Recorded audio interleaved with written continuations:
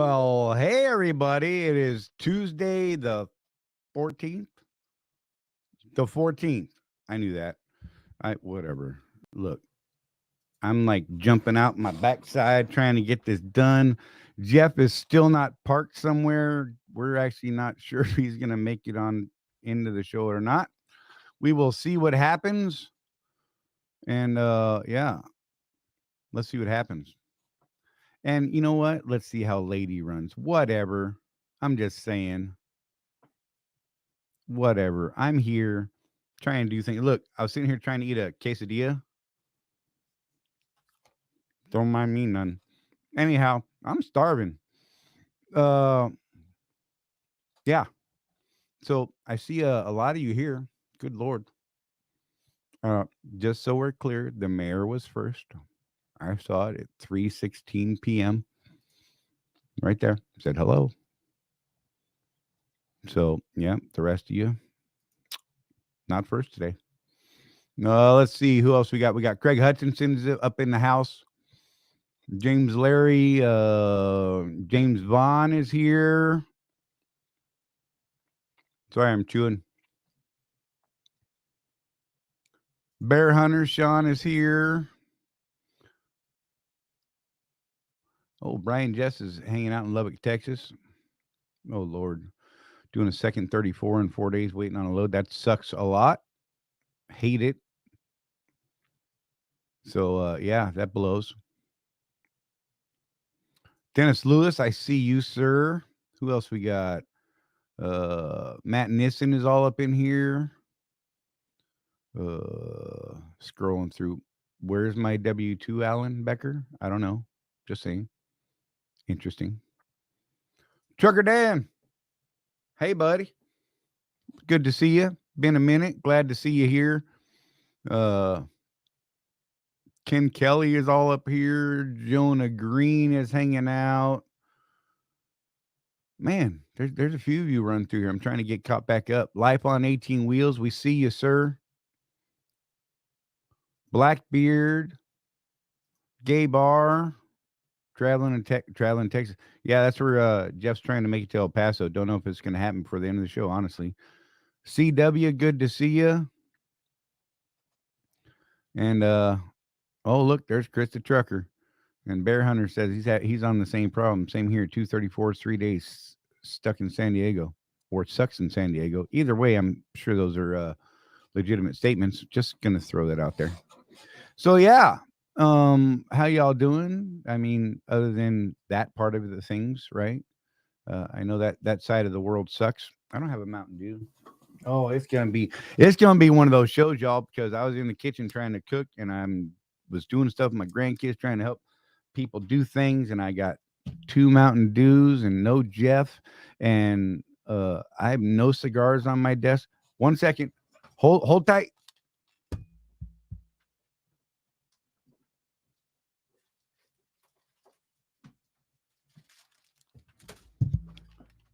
You know, if I was smart, I'd have that damn thing on my desk, my little humidor. But I don't, because I'm not a smart man some days, but that's cool. Whatever. Crypto Izzy. Hello, hello. That's a new name, I think. Or wait, I've seen that name before. I think I've seen that name before, actually. So yeah. It could be an interesting show. We'll see.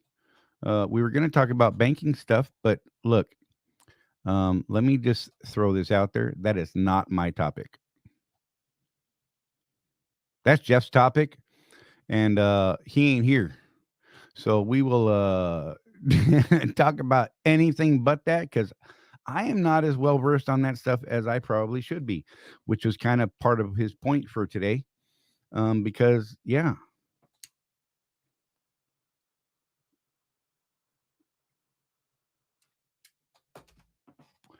All right, I got a cigar lit. I'm opening up a soda. Tucker Dan's headed to Lancaster to drop a load. There you go.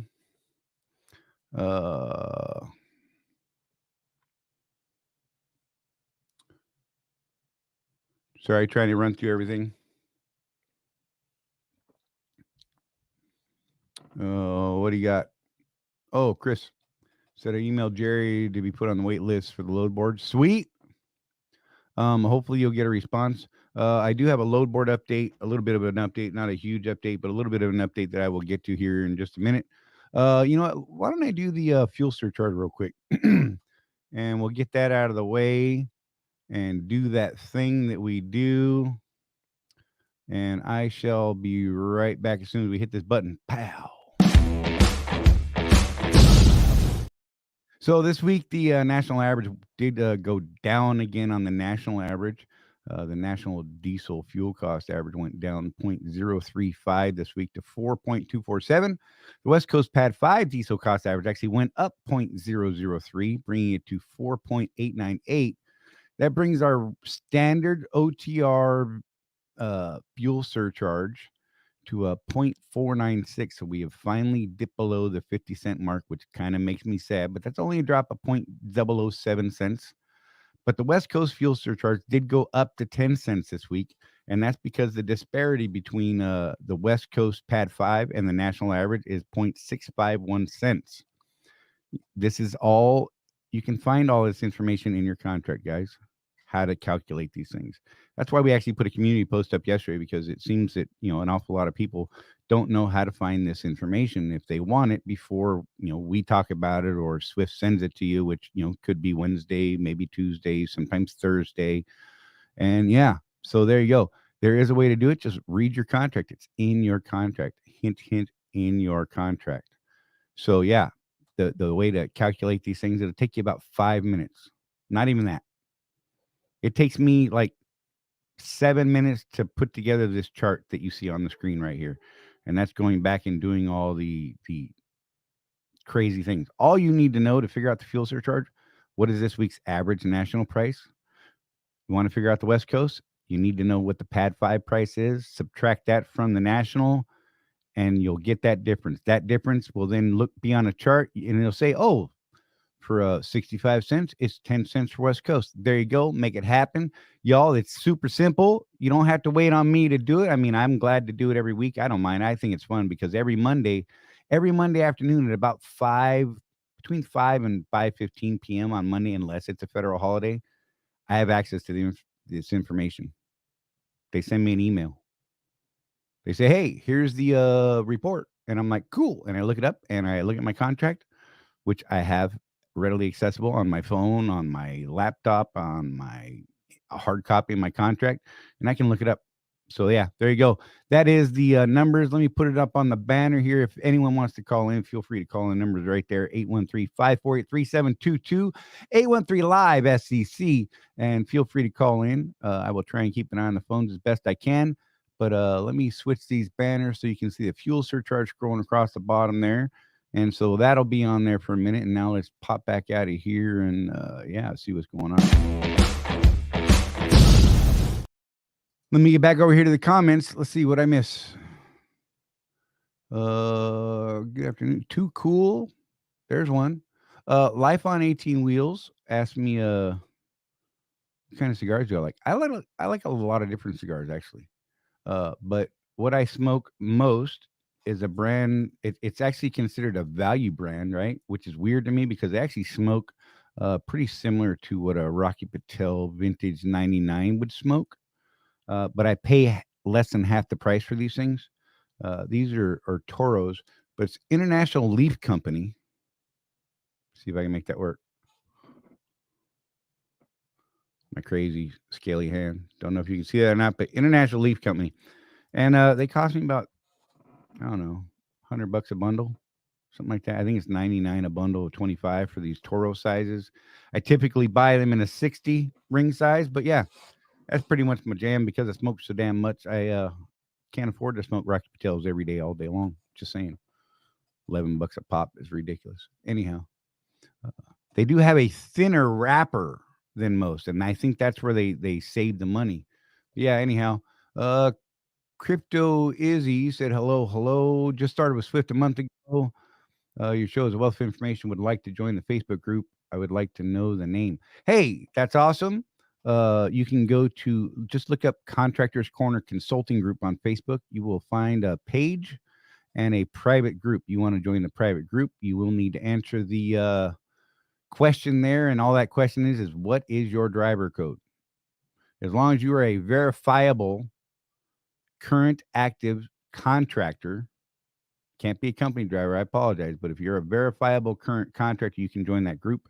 Otherwise, there are a couple other places you can find us. You can even find me and Jeff on the Swift Drivers official group. We answer quite a few questions there. So yeah. Let's see. Oh my God, I didn't even see him there. I didn't even see him pop in. Jeff, what's up, buddy? Hey, that's a day. It has been a day. We got some other stuff we could talk about if we can throw that. And let's see So, what. it sucks when you actually have to work. Right? Dude, dude, I'm telling you, I was like, yeah, whatever. Uh, I just had people walk past my house, Jeff. Uh-huh. People that own the dog screaming at me and well, at my house and my neighbor's house because they're mad at us. I got bit by a dog yesterday in my thigh by a pit bull. It's been a problem in our neighborhood for about 3 months. And I did not shoot the dog. Don't ask. I didn't shoot the dog. I could have shot the dog, but I had a 17-year-old girl who owned the dog standing right next to me when the damn dog bit me because she couldn't catch the dog. Whatever. Anyhow, so the dog is now gone and the girl is mad. So now we got to actually watch our vehicles out front because these are little vandalous people and they're Mm-hmm. vindictive. And so right before I hit go live, my buddy next door, bro, they just walked outside. They were out there yelling at the houses and blah, blah, blah. I'm like, oh, hell. I can't worry about it. Let them blow up the truck. I don't care. That's why I got insurance. That's why I got great That's why you insurance. got good insurance. We Right. won't get You into notice that. what I did there. We won't get Oh, into I that think though we should get because into that at some point. no, I actually cannot get into it at this point. Okay. That's fair. Uh, Which those of you that know, I cannot talk about my insurance problem right now. there you go. That should tell you something all by itself. I was told, let's see, I was told Brian Jess. I was told I would be in the next batch of drivers put on it in December 21st. I'm assuming you're talking about the load board, and that's about the time that they couldn't figure out how to add people to the board. So Hmm. it's a real thing. Did you already tell them what we learned today in the meeting? No, I have not dipped into that yet. We Okay. will get to that here quickly. I just need to know where we're at here, man. Yep, just did the fuel surcharge report, said the hellos, and we're working that way, and told them that you weren't going to be here for a while, and yet, blam, there you are. So I'm just a great big fat liar today. I had to get a burrito because I didn't want to do the show hangry. You know. Look, man, trying to Hey, eat a I quesadilla. got check this out. Yeah, you win, you So bastard. in at the 19 at exit 42 in Texas on I-10, they do this thing where they put a chili Rolano inside a burrito. And it's just freaking I amazing. just like the way you say chili relleno. I'm just saying. Yeah, make fun of me. Go ahead. Rolano. I got me a chile Rolano. He is terminally Caucasian. Just going to throw that out in the world, and we love him anyhow. But I'm not. Do I, I have to get my blue card out and show you? whatever. That doesn't, you know what? It doesn't even matter. Whatever. Hey there, white man. So, wait. Somebody said something about the dog. Wait. Chris Trucker said, Animal Control might put the dog down anyway if it's not up to date on shots. Wait, get this. There's more. Florida has terrible bite laws for dogs. One, the dog is not current on shots. So that's Right. something I'm actually dealing with right at the moment. Um, and here's the thing, they can't even legally forcefully take the dog unless the dog has had on two separate occasions From bitten what? people to the point that they had stitches involved. Baffling. So this is the Florida man loves his dog, man. yeah, apparently. So, yeah, one bite in my thigh. I got two canine punctures in my thigh right now, and that's it, but no stitches. And, because of that, the dog has simply been moved from this property to a different property in another town that the guy has a house at and whatever, man. And look, I've already warned the family if I start twitching and zombieing out, man, put me down. Don't think twice. Just put me down, put me in the ground out on our shooting property, and it's all good. Exactly. Yeah. So Chris the trucker, there is not a short line for that job. It's you know, They seem a little too eager to me. I'm just going to throw it out there. These are people that I love. I'm just saying. Crypto Easy, Izzy, I love his Spanish. Yeah, the chili Rolano. Yes, that is exactly it. Yeah, CW, that's about right. Rosie's sitting in the next room with a gun in her hand, no doubt. Let me scroll back and see what we missed. Bull of the Woods, good to see you. Sorry, I didn't catch you there a minute ago. My bad. Uh, So who was number one, Charlie? I missed the that part. mayor was number one today, Awesome. and that was at I think I said it earlier, but I'm gonna say it again just so you know. It was at 3:16 p.m. Eastern time. Craig Hutchinson tried to get in there, just missed it by a half hour. And Larry James popped up at 3:48, said first. Nope, was not the case. So there you go. Yeah. So I'm all jacked up. I got a little. So the only thing I ate today before the show, before I started trying to make these quesadillas right before, was a freaking ginormous blizzard, mint chocolate chip blizzard. That was a mistake because I haven't eaten anything. So then I got all carb twitchy, right? And I'm like, holy crap, I need to do something because that was way too much sugar. Oh, so now I'm a little jacked up and I'm trying to get this other stuff down and whatever. Uh, yep. Yeah. Jeff's in the mobile office for real. Yep. The Contractor's Corner Mobile Command Center. That's right. Huh. Where's my W2 Alan Becker? I want to see Charlie drive the race car. Dude, I'm give me the chance, yo.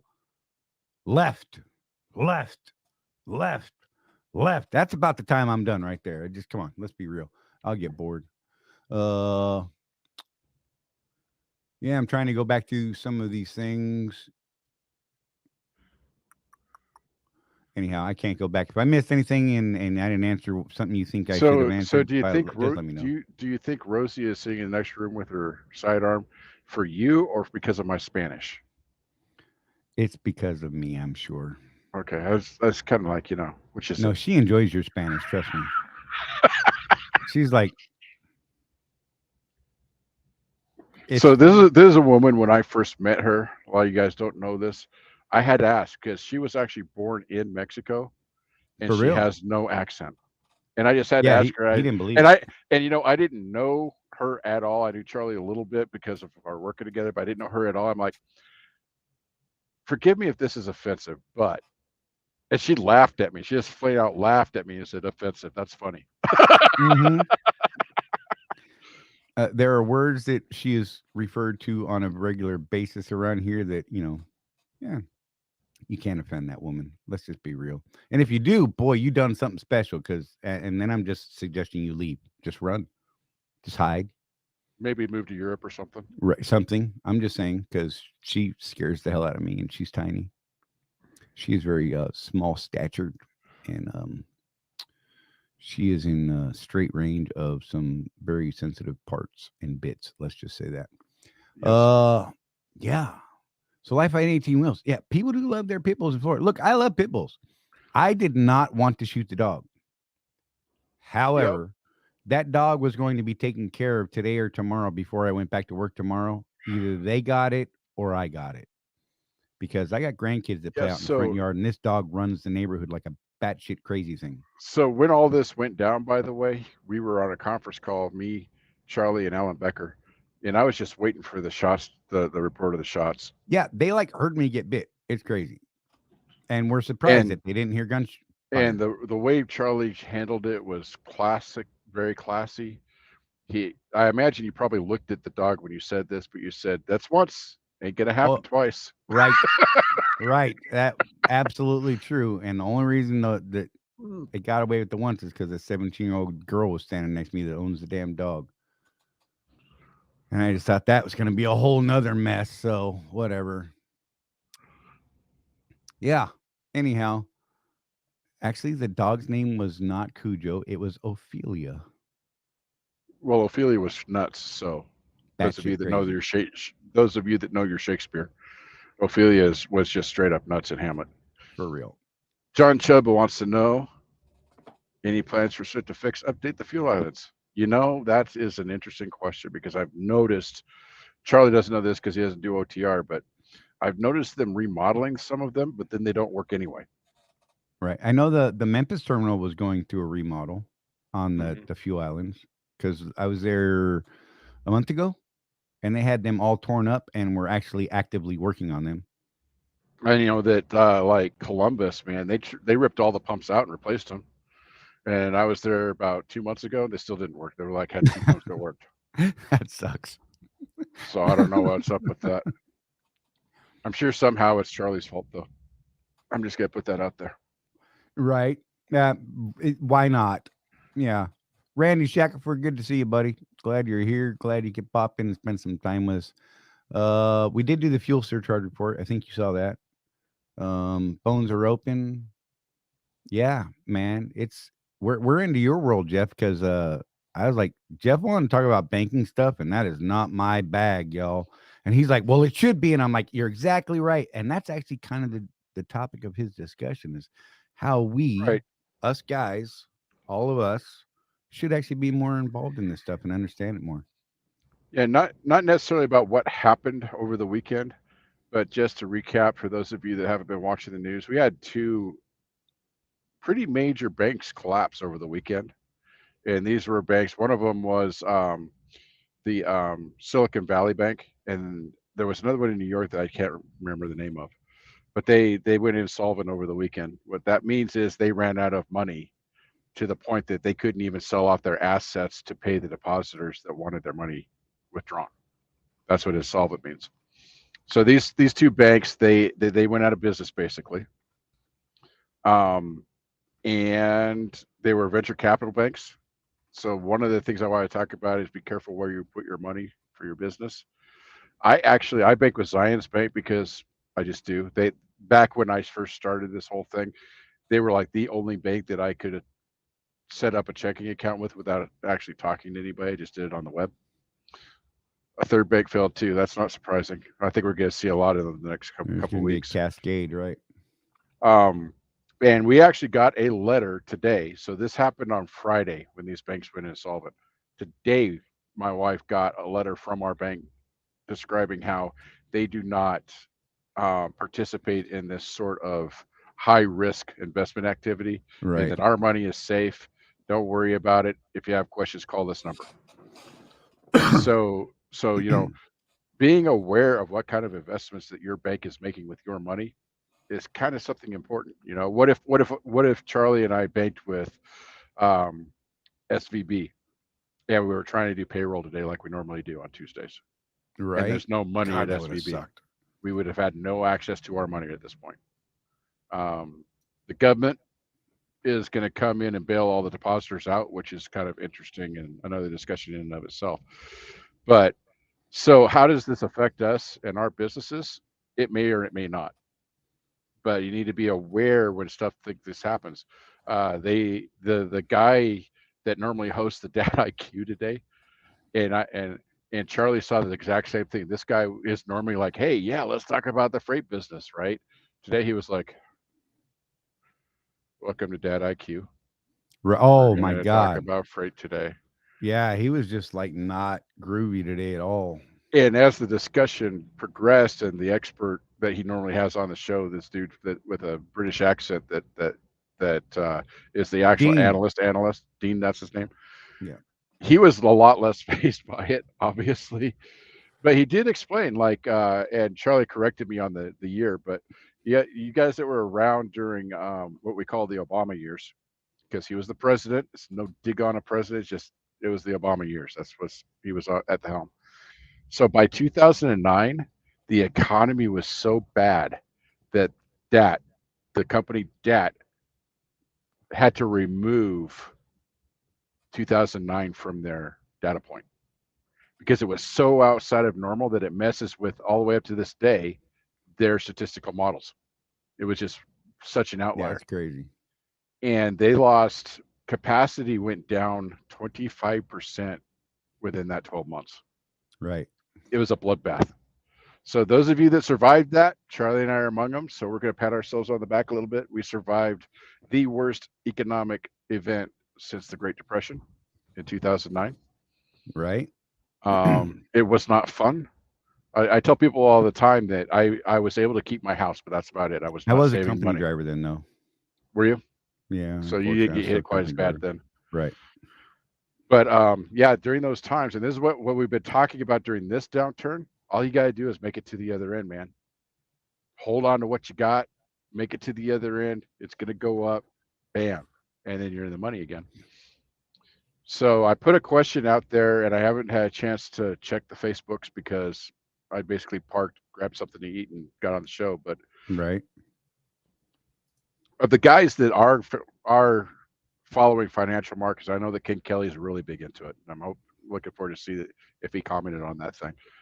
Um, what outlets do you use to get that information? Without trying to endorse anything. Like I actually have a subscription to stockcharts.com where I go and yeah, yeah, they're going back and forth, aren't they? That I pay for, that I get a lot of good information from. But I also check, and this is gonna piss some people off, MSNBC. Yes, I watch MSNBC. Um, Yahoo Finance, Microsoft Finance, any of those, just to get some information on what's going on in this world as far So as far, money you only goes. have one response to your post, Jeff. Well, yeah, Market briefs and Robin Hood snacks, along with various YouTubers. yeah. You gotta be careful with those YouTube guys, though. We suck. Right. I Since got everybody wants jokes. to, since Oh everybody my wants to god. lump us in as YouTubers, we might as well say Right. that. I Okay. mean, Right. I follow a few guys on the YouTubes and some podcasts as well. And what I found on that, and this is something that I'd like to talk about too, is when you get information, make sure you're getting it from more than one source. Right. because Verify. because obviously there's certain news outlets that want to spin things a certain way depending on who their sponsors are that week. Right. um, there's YouTubers out there that what they really want you to do is buy their trading platform for $2,000. That's what they're Oh really yeah. after, and then you do that and you find out that they were full of crap. So I'll listen to those guys, absolutely, and then I'll check into their sources because they'll usually give some sources and get better information than what they're giving for free on YouTube. And And hopefully but the sources aren't, the bathroom stall at the Flying J on exit 37. you know, Just saying. um, Sorry. so yeah, I mean, this is part of being in business, is being informed. And we don't do politics on the show, like hardly at all. Sometimes something will slip because we're kind of pissed off about something, but by and large, I think we do pretty good at not at keeping that out of the mix here. However, even with politics, be aware of the legislation in Washington. You know, those of you guys that have been watching us for a while, um, we talked about the PRO Act for a while there because it looked like it was going to pass. That would have put most of us out of business. The PRO Act. Right. So And amazing how many people knew nothing about it. well, how many people still don't know that they need a camera in the damn truck in 2 weeks? Touche, sir. I mean, it's all the same, right? Be Yep. informed. Be curious. I recently read a book about habits and things like that. And the main thrust of the whole book throughout was stay curious. Never ever think that you know it all because there's always another little tidbit of Right. information. Um, Someone that both Charlie and I respect a lot is Larry Wingett. And one of the things he teaches is he will read an entire book, 500 pages plus. If he found one thing in there, Right. it was worth his time and money. He says he's always looking for his little nugget of information that gives him that little bit more of an edge in what he's doing. And look, I've gone through so So, many business books based on that theory and that model and been able mhm, to find one little nugget. I'm like, that's gold right there, man. That was worth that, 18 hours of list time or 8 hours of listening time, whatever, and whatever the cost of the book was. I'm like, that's gold. That's my nugget. mhm.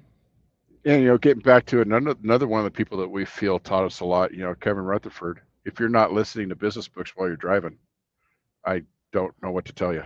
I know that they're Yeah. boring, but hey, you got something like I'll pick one that people think is really boring, but I find a lot of value in. 7 Habits of Highly Effective People by Stephen It's Covey. an amazing book.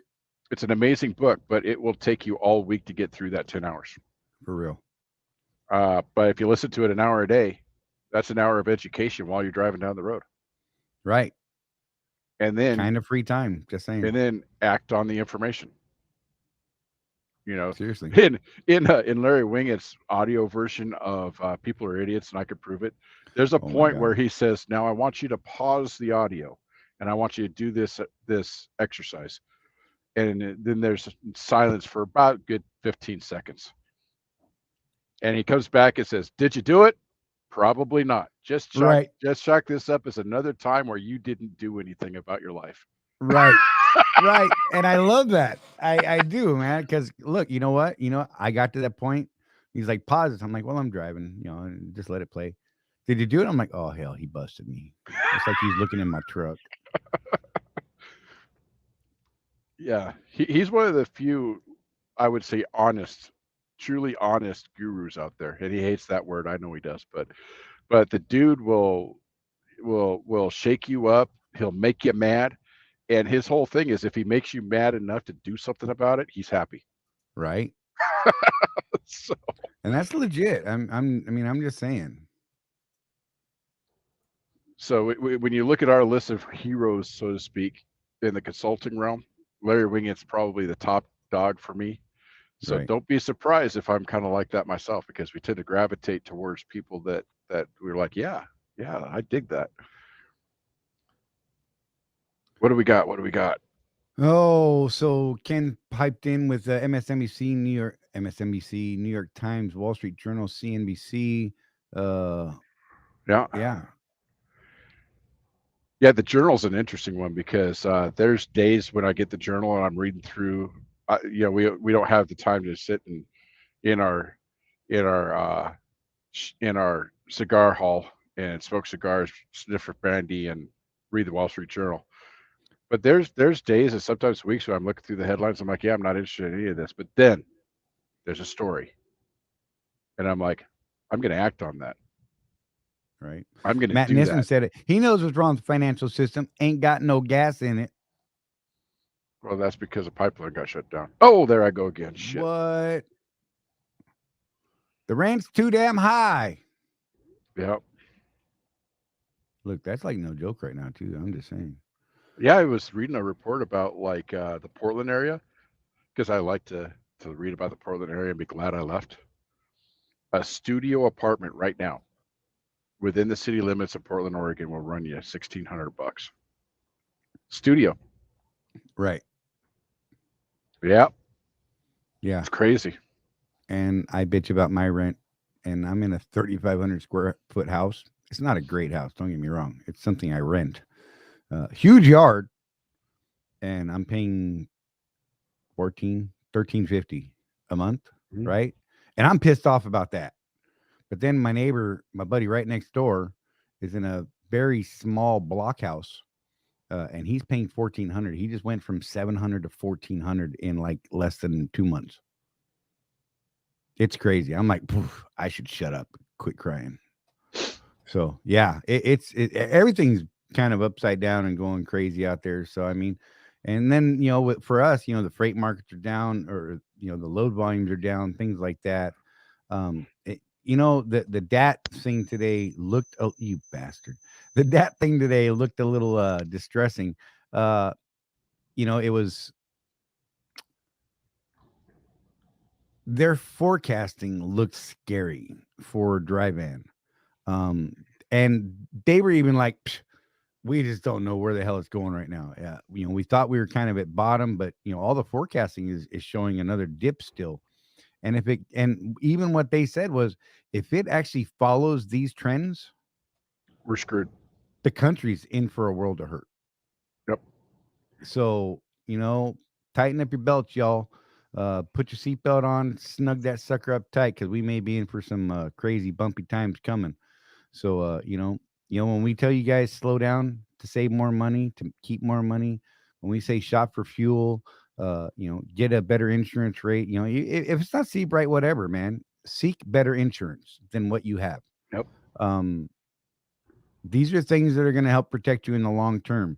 If you can reduce your costs, like I told you guys about, the guy that I talked to, $17,000 on two simple little changes, slowing down and shopping for fuel, not even with the ES Advantage fuel card, could have saved himself $17,000 in the last year. And he just didn't. Well, you know what? Now we all need to. Yeah, shop for a cheaper truck if need be. I mean, it's Yeah. I mean, look, man, it That just that is what it actually is. so the end of the year might be a good time to do that from what we're seeing, Right. because they're anticipating the trucks getting cheaper again. I don't think they're quite where Charlie and I would like to see them if we were going Right. to go out and buy an aero truck or something. But maybe by the end of the year, we might be thinking about, And Randy Shackelford said, I would love to stay within the next few months, but I'd guess through 2023 before there's daylight. The next few weeks are really going to be kind of a good barometer, I guess, of what yeah, the remainder of the year will be. We need to see the turn and stay in a flat mode for a few weeks before we actually start seeing that turn up. And that right, turn up doesn't typically happen until, we usually see a little bit of a turn in the second quarter, but not much of one. But then come quarter three, we start seeing some upward movement on a normal freight cycle. So that's what we're waiting to see. Right now, it's pointed the other direction. It's a little scary. I mean, I'm not going to lie. It's a little disheartening. But what does that mean? Jeff opportunity. and I were talking about some dedicated accounts. We're not Mhm. saying that they're a good idea right this minute, but they Uh, could s- become that. so I want to circle back to that right Yeah. there. But Randy, I want to challenge you with something. You probably have your reasons for why you're saying what you're saying. I would like you to really think about, do you know that though? And that's what I'm talking Right. about with knowing the markets, Right. paying attention to financials. I think all of us, you know, so I'm someone that I kind of sort of have some knowledge about how to look at charts and things like that, but I find myself not doing it as often as I should. So, well, the challenge to you is this: take that to some research and see if the research bears out what you're feeling, Right. right? You don't need to do it right now. You don't need to say, "Oh, Jeff, come on. I looked at this, this, and this. Up yours." That's not what I'm saying. I'm doing this for the benefit of everybody. We're feeling pain right now in the market, in the freight business. Go out and do some research and try and figure out, try and understand it more, so Right. that so you're not so driven by emotion. You can look at numbers and say, okay, yeah, this is bad, but it's not emotional because the numbers are telling you that. And then maybe you'll spot the turnaround. That's always exciting for me when I spot a turnaround. Right. So, what were you saying, Charlie? Because I Uh said I wanted to circle back and then I forgot what you were oh, saying. the dedicated accounts. Right. So, We- Charlie and I are starting to do some math on this, and we're not quite ready to say, yeah, go do this. But here's the math that you guys need to be looking at here. So we're talking to dedicated guys, even at those crazy low Walmart rates. We saw right. one. What was the lowest one we saw, Charlie? Like I 88 want to cents. I want to say like 84, 88, something like that. It just Yeah, hurt my brain. there's one contract out there that really is that low, but let's just say the 96 cents is the standard.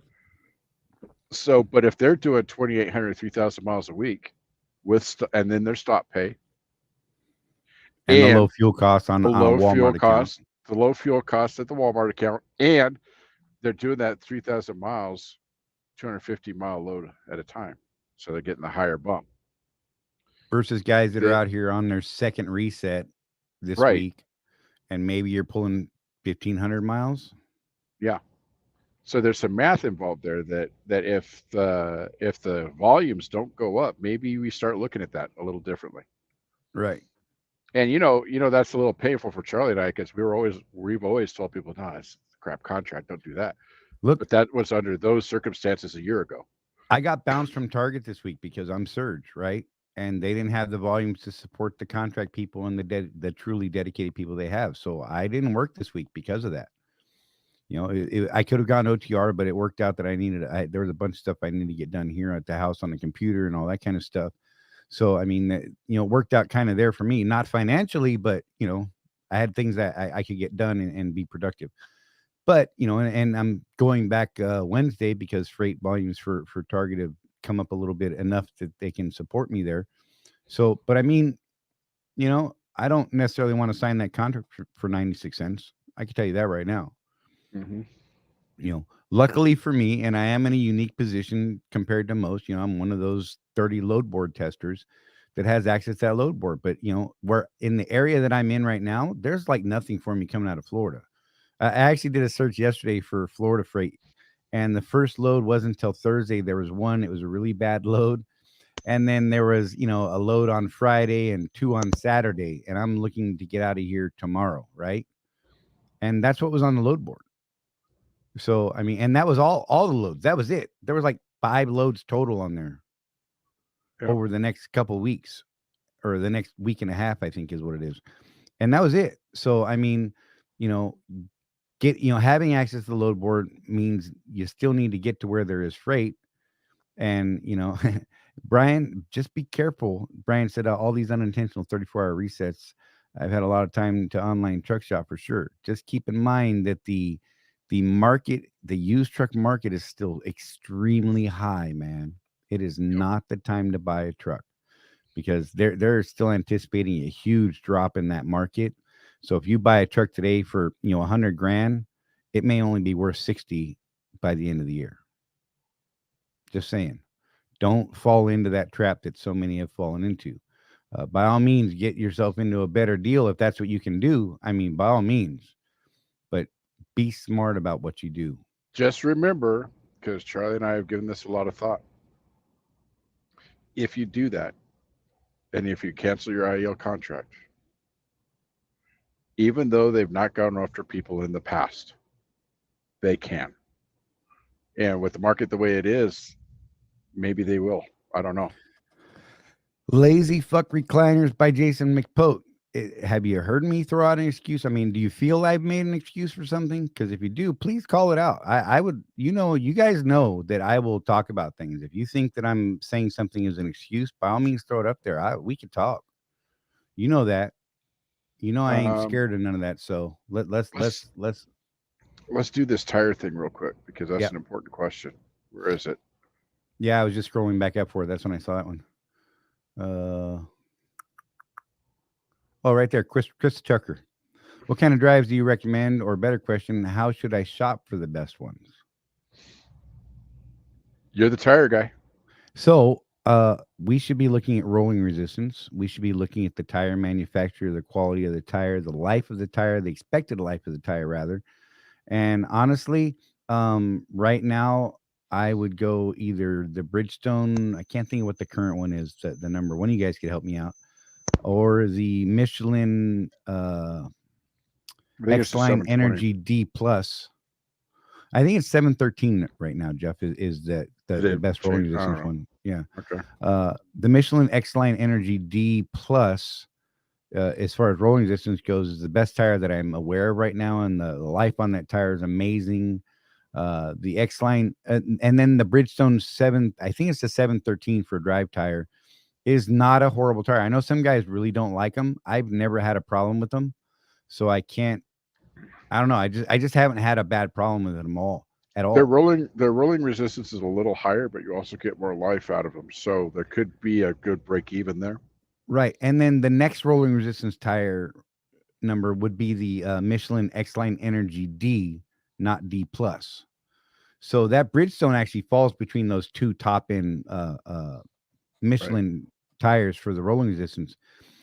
Stay away from the XDN2 on the Michelin side. Yep, you're welcome, Jeff, because that's what Jeff got, and because those things will eat you up. I mean, they'll last you forever, and they're great in the snow and mud and off roading and all that stuff. Yeah, I don't get stuck.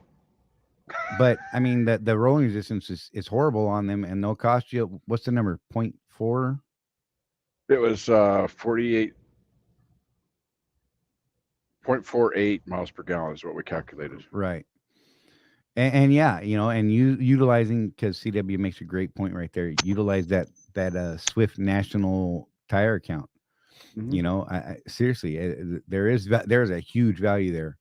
Um, so yeah, they're saying it's the M713 is the current one from Bridgestone. I'm sorry, I couldn't remember the number. And the rolling resistance between that tire and the X-Line Energy D Plus is not that great. There's Yep. not a huge difference. So honestly, you know, if it's a matter of preference, I go with Michelin. If you know I can't get the Michelin, I will go with that M713 because so far I haven't had a problem with them. I've seen a few guys say they've had some weird wear, and I guess some tire guys have said that they've had issues with them. They've seen issues. I personally haven't noticed that.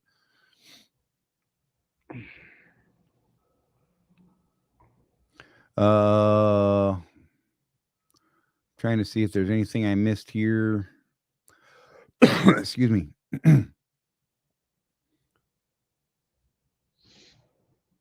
Oh, there you go. Nick asked, "Who do I contact about switching to a dedicated account?" You would need to contact that account, the people running that account. And if you need phone numbers or stuff like that, you could talk to your OC, or you could call Phoenix and find out. Or if you know somebody that's on that account, they could probably hook you up. And Sue is here, and she said hello to everybody. She said, in fact, this is what she said. She said, "Hey, everyone, y'all are awesome, by the way." Yay. Just saying. Izzy, I saw your request to join the Facebook group, and I will get to that probably tomorrow. I have no way of verifying this late in the day, so I will just know that I saw it, and I'm not ignoring you. Oh yeah, and on the Walmart thing, real quick.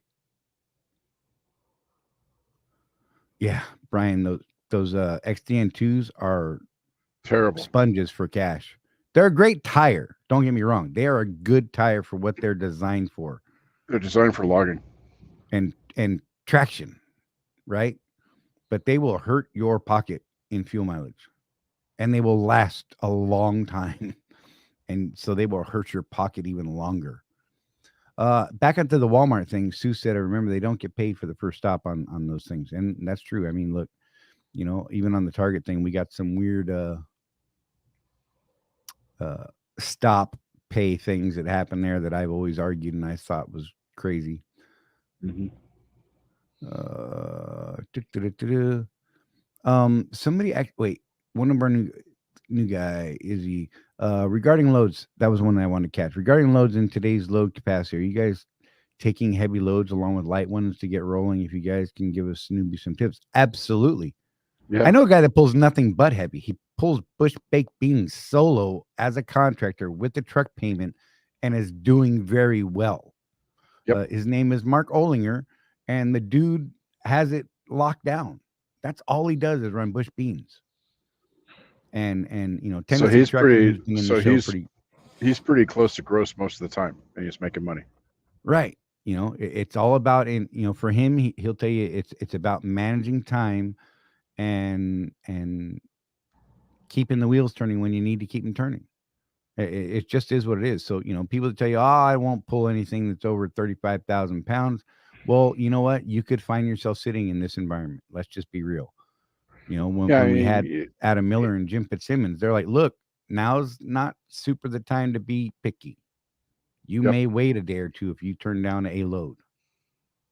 I mean, I have also noticed that utilizing the regular planners, right? Um, I'll take just about anything they send me. My truck's a little heavier since the remodel now, so I've got to be careful with those ones that say 44,000 on them. Right. But if it scales, I'll run it. And here's what I have found, like legitimately, for every heavy, close to gross load like that I get from Swift planners, I'll get 3 or 4 20,000 pound loads. It's just, if you're willing to work and you get that thing out of your mind, Right. what you're going to find is a good 2/3 of your loads are going to be under 30,000 pounds. I Right. just, but you got every once in a while you take that heavy one so you can keep it rolling. Jojo McBookster broker in a can. I didn't have to sit all week. That's a hell of a name to say. I didn't have to sit all week. I could have actually went and run OTR or found other things to do. What I did not have access to, because I'm not on that dedicated account as a dedicated driver. I'm there as surge, so I'm extra help, right? They didn't have the freight to support the extra help, so I had two options. I could go do something else, or I could take the week off and get some work done on the computer that I need to get done. So that's what I chose to do. Hmm. You know, so it wasn't that I had to sit. I mean, there was other things I could have done. So I don't want you to think that that's what was Yeah, happening there. that's the thing too. Regardless of the reason that you're not moving, when Swift comes to you and says, "Hey, could you do this thing?" Right. Don't complain that you're not making money, right? I mean, we know a lot of guys that their truck goes in the shop, say, and oh no, I'll just wait for the truck. I don't need a rental. Well, now your truck's been in the shop for a month and you haven't made money. You probably should Yeah. have taken that rental. Right. And you know what? Don't be so damn picky on a rental. Yeah, it's just a rental, man. It's a rental. Go out and make money. Keep revenue going, you guys. Seriously. You know, I've seen it most recently with one individual, but I've seen it over, the last year. I didn't want to take that rental. It was kind of junky and dirty. You know what? Do you want It's to go money. make money? Dirty money is just as well as clean money. I'm just Right. saying. And anyhow, so Brian just said driver placement can give you a full list of dedicated accounts and help you to navigate getting there. And Sue said, I have a list as well. So,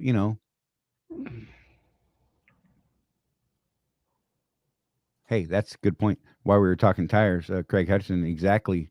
Inflation, braking, acceleration plays a part in a weird tire wear. Absolutely. Alignment and suspension as well. These are all good points and things you need to be checking on. Lazy Fucker Kleiner by Jason McPote. The only heavy loads I like are paper rolls. Hey, I mean, I know guys that won't pull the paper load, period. They're like, no, I'm not doing it. But that's just crazy to me. I'm sorry. CW said Bush is super heavy, but Andrea keeps you moving. Exactly. That, from what I've heard about Andrea, and I could not remember her name, so thank you for throwing the name up there. That lady's a great person as long as you keep doing your job. You start getting kind of wishy-washy with her and, I'm gonna take a little more time and this and that. Look, don't plan on being there long. I believe, you know, I don't know that Tennessee Trucking has made the decision yet, but I know he got a bunch of information from Mark Olinger recently about that specific account because of Tennessee's location. It sounded like it might be a thing that he could do. So, Yeah. yeah, and look, when it comes to heavy liquid loads, yes, they suck. But right now, I mean, it may not be a horrible thing just to get you somewhere else. Well, I mean, Charlie's in kind of a charmed position because of his relationship that he built with Target. Right. Notice how I emphasize that. But I've been doing stuff that I wouldn't normally do just to keep moving. Heavier loads, going to Oregon, stuff like that. Right now is not a good time to be picky. Just need to we just need to get through this time to the other side, and then we can start being picky again. It's nature of the business, man. Yeah, Blackbeard said I just pulled a 44K load up to Rochester, New York, and my backhaul is 8,000 pounds. I mean, look, right? I mean, good and the So bad. They all pay. so even working the load board, Charlie, I'm still sitting a full day between loads. Right. That's where things are at. Right. And I'm having to check that board 2, 3 times a day just to try and find something that pops midday or something that's appealing. Right. And like Randy said, even a lot of dedicated accounts are having to pull OTR loads for their drivers. Hmm. So, I mean, that's just reality. The struggle is real, y'all. We're not saying it's not there. So please don't ever take it that way. We feel the pain. Trust me. It just is what it is. And, oh, look, and Sue agreed. There you go. So, Yeah, I mean, Uh, even talking to upper leadership like Jim, they'll tell you, it's just it's a really tough market right now. And even on those dedicated accounts, they have to have the freight in their warehouse to move, and there's still some of that backed up stuff. right. They're still trying to get stuff out. So one of the things that I zoomed in on that he was talking about was that once this COVID thing is truly over, because that's what we're still dealing with right now is the aftermath of COVID and the supply chain problems that caused. Once that settles down, we'll probably return to somewhat of a normal situation. Kenneth, I'm going to put a link in the chat. I don't know if it'll be clickable for you or not. The um, the rolling calculator. resistance, yeah. But if you go there, in fact, well, you know what? Let me pull it up real fast so that you can actually see what I'm talking about. So they don't make the So, mistake that I made. right, it's important. The rolling resistance comparison. Don't need the audio. Click share. Let's make that bigger. I'm gonna make Jeff and I not visible. Oh, wrong button. I'm gonna make Jeff and I not visible here. So try and make this out. I know it's gonna be hard on your phones. But anyhow, so when you get here, you're gonna need to pick your base tread. And so the base tread that I always pick is the X-Line Energy D Plus for those of you on dual tires, right? And so that's going to give you a base of 100. Whatever tire you pick here is going to be your base 100. Okay. And then any tire you pick beyond that to compare to is going to give you an up or down indicator. And it's going to be, 116 or 130 above, and that means that it's a higher rolling resistance, meaning it's going to cost you more in fuel mileage. Um, if the number is smaller than that 100, that means it's a better rolling resistance and therefore better for fuel mileage. Now, keep in mind that you're going to need to pay attention to the quality of the tire, the compounds, find out some ratings on it, see how it's, how people, what kind of wear, tread life and that sort of thing. So then let's go with the X-Line Energy D, like I said, was one of those other ones. So you see that's an up 128. And then we go to the Bridgestone uh, M713 Ecopia. So it's 116. But you see, it's the Bridgestone is a better rolling resistance than the Michelin, than the Energy D. But it's a worse rolling resistance than the Energy D Plus, which is based at 100. So they're So why don't you comparing go ahead? whatever tire you have to Why that don't you go base. ahead and put my crappy tire up there since Swift is trying to sell them to us? Right. And so that's always fun. XDN2, where is it? I scroll too fast. XDN2 grip. I think it's the XDN2 156. I think the XDN2 grip is the other one, and I'm not sure which one they're putting out right now. 165. So depending on that, and just so you know, that one, let's use the 156. Okay, in comparison to at the time was the X-Line Energy D. It wasn't the D plus when Jeff got the XDN2s. They didn't have the D plus out yet. So if you look at these numbers, this variance between 128 and 156 cost Jeff half a mile per gallon, just to give you an Yep. idea. So what's that? I need a calculator because my brain's broken. So 156 minus 128. Dang it. I was close. 28 is a 28-point rolling resistance, which cost Jeff about 4/10 of a mile per gallon. Let's round it at 4/10. Yep. And that's significant. I mean, over the life of the tire, hell, over the first year, he could have literally thrown the tires away, got that half mile per gallon back, and paid for the tires. Right. Literally just threw them on the side of the road and walked away with brand new tires and still done better at the end of 12 months. That's the reality. So, but yeah, if you go to that link, you can do your own comparison. They don't have all tires on there. There's a lot of tires that are not on there, and a lot of crappy tires that they won't even bother listing on there. So, I mean, it's if you just a guys are thing. really into the value shopping thing, I do think they have like Yokohama's on there, which is a pretty popular off brand that I see guys using a lot. So if you're short on cash, you just need drives. Go ahead and look at the rolling resistance, see what that's going to cost you if you decide to go that way. At least Right. go into it knowing. Let's see. What did I miss here? Nick said Bush is easy money. He's moving out of the area, though. He was home every 2 days as well when he was pulling beams. So, I mean, you know, I know Mark Olinger goes home or does a reset, I believe, at home once a week. He's the way he tries to work it out. Tennessee Trucking, if he ends up making that deal, will probably be home every couple of days. Like literally just sleep at the house. I mean, because I know he lives nearby.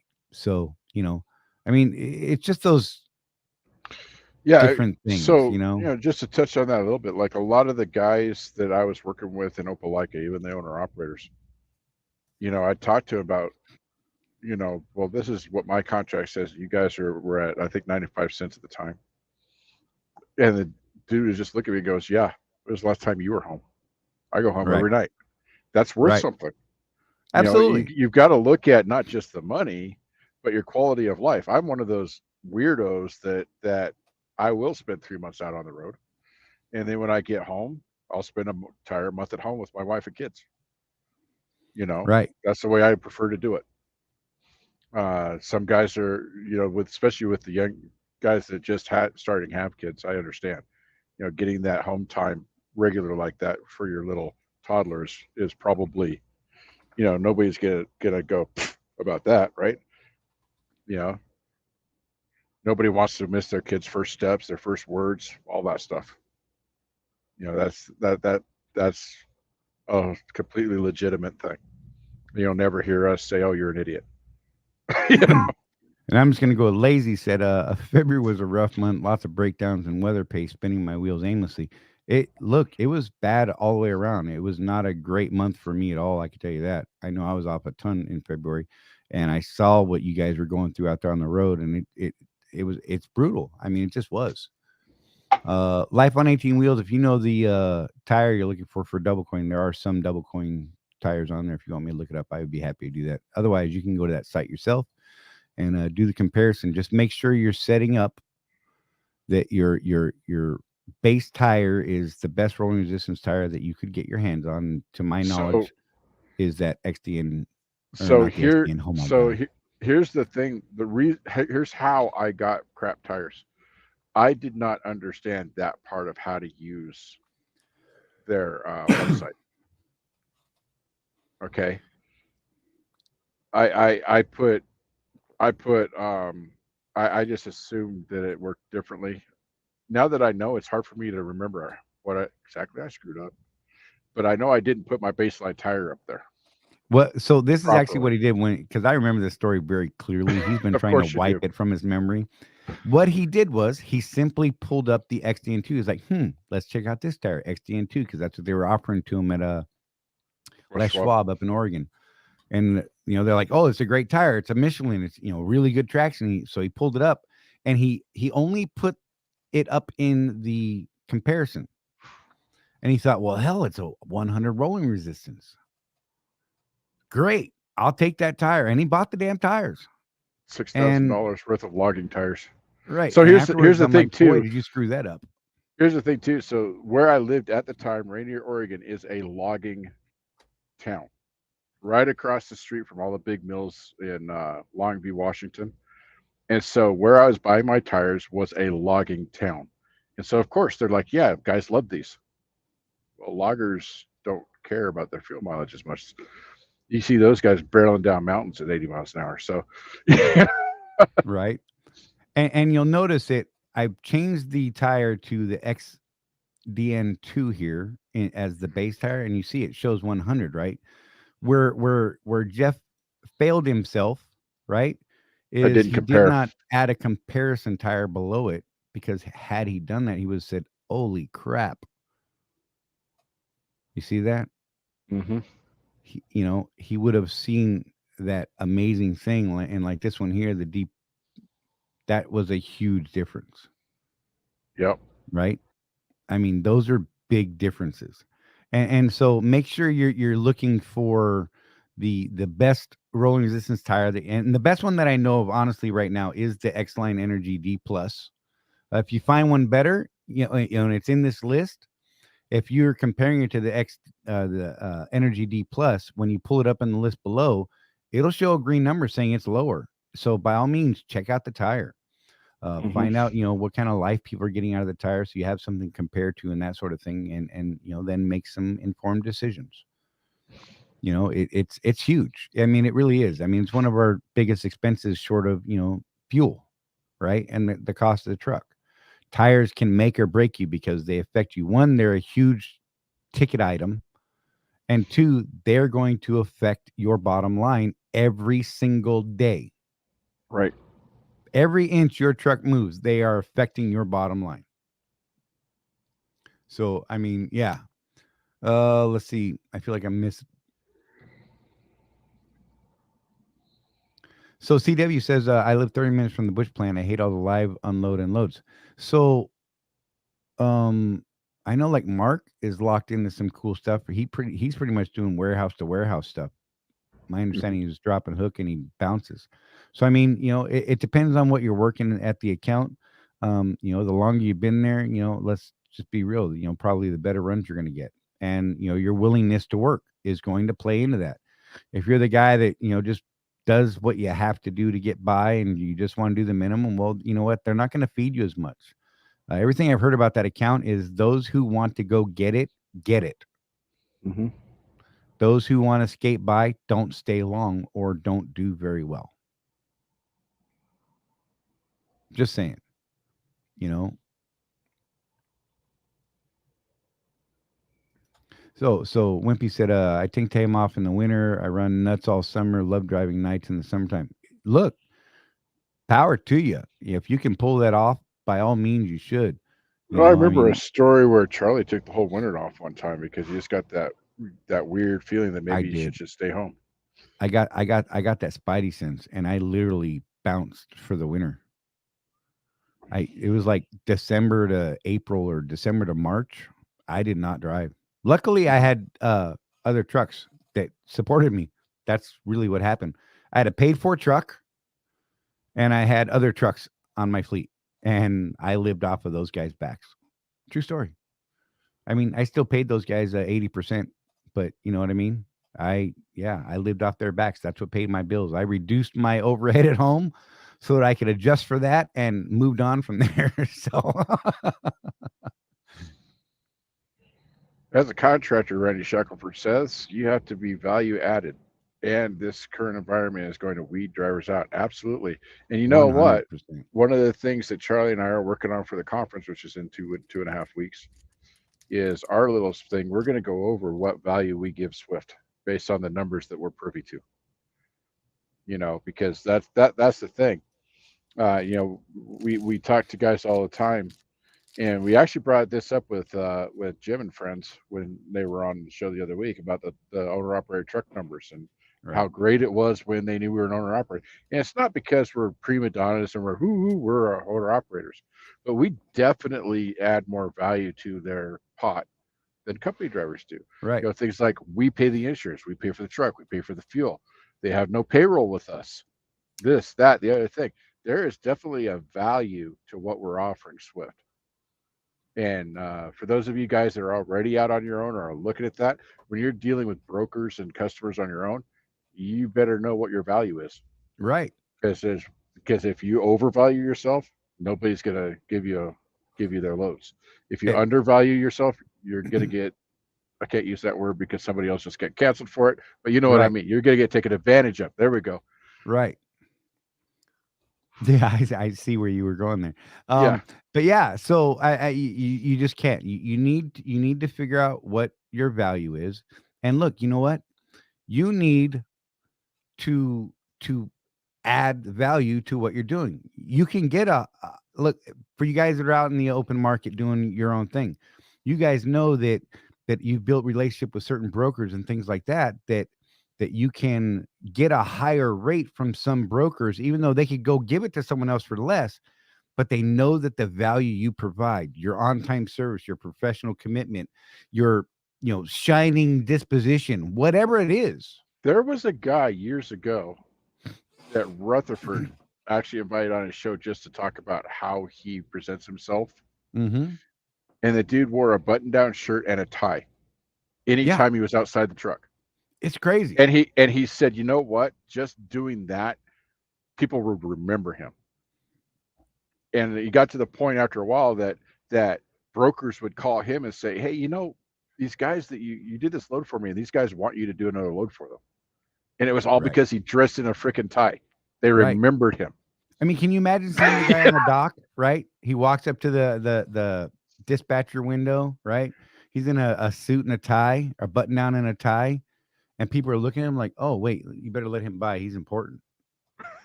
Like, right?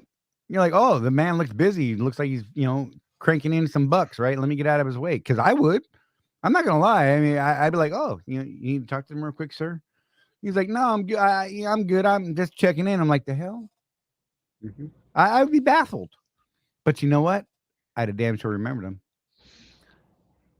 Yeah, absolutely, Randy. Friends of mine that are also business owners have always said relationships make or break a business. So I'm just going to put it out there. We couldn't get Tony on the show because he's busy working for you guys right now. But a good public thank you to Seabright Insurance. The reason why we're more excited than we were about the conference is because he decided to sponsor it, man. Right? And that's going to end up being a big theme at this year's conference is building those relationships, because what's happening for Contractors Corner right now is a direct result of Charley and I building relationships over the last 2 years with people both at Swift and outside of Swift. So we're able to do more for you guys because of those relationships. We didn't just sit back and say, "Gosh, I wish we had the $2,500 for that conference room," Right? or whatever. We we're serious. We actually live this life. We're out there building relationships. You know, I talk to some owners on the phone sometimes. And I'm like, well, have you called Becky Campbell? Who's that? Okay, you really need to build a relationship with Becky because she can help you. Yeah, right. And I don't care if you like Becky or not. That's not Don't the know how you point. couldn't, but No, neither do I. But you know what I mean. yeah, I don't care.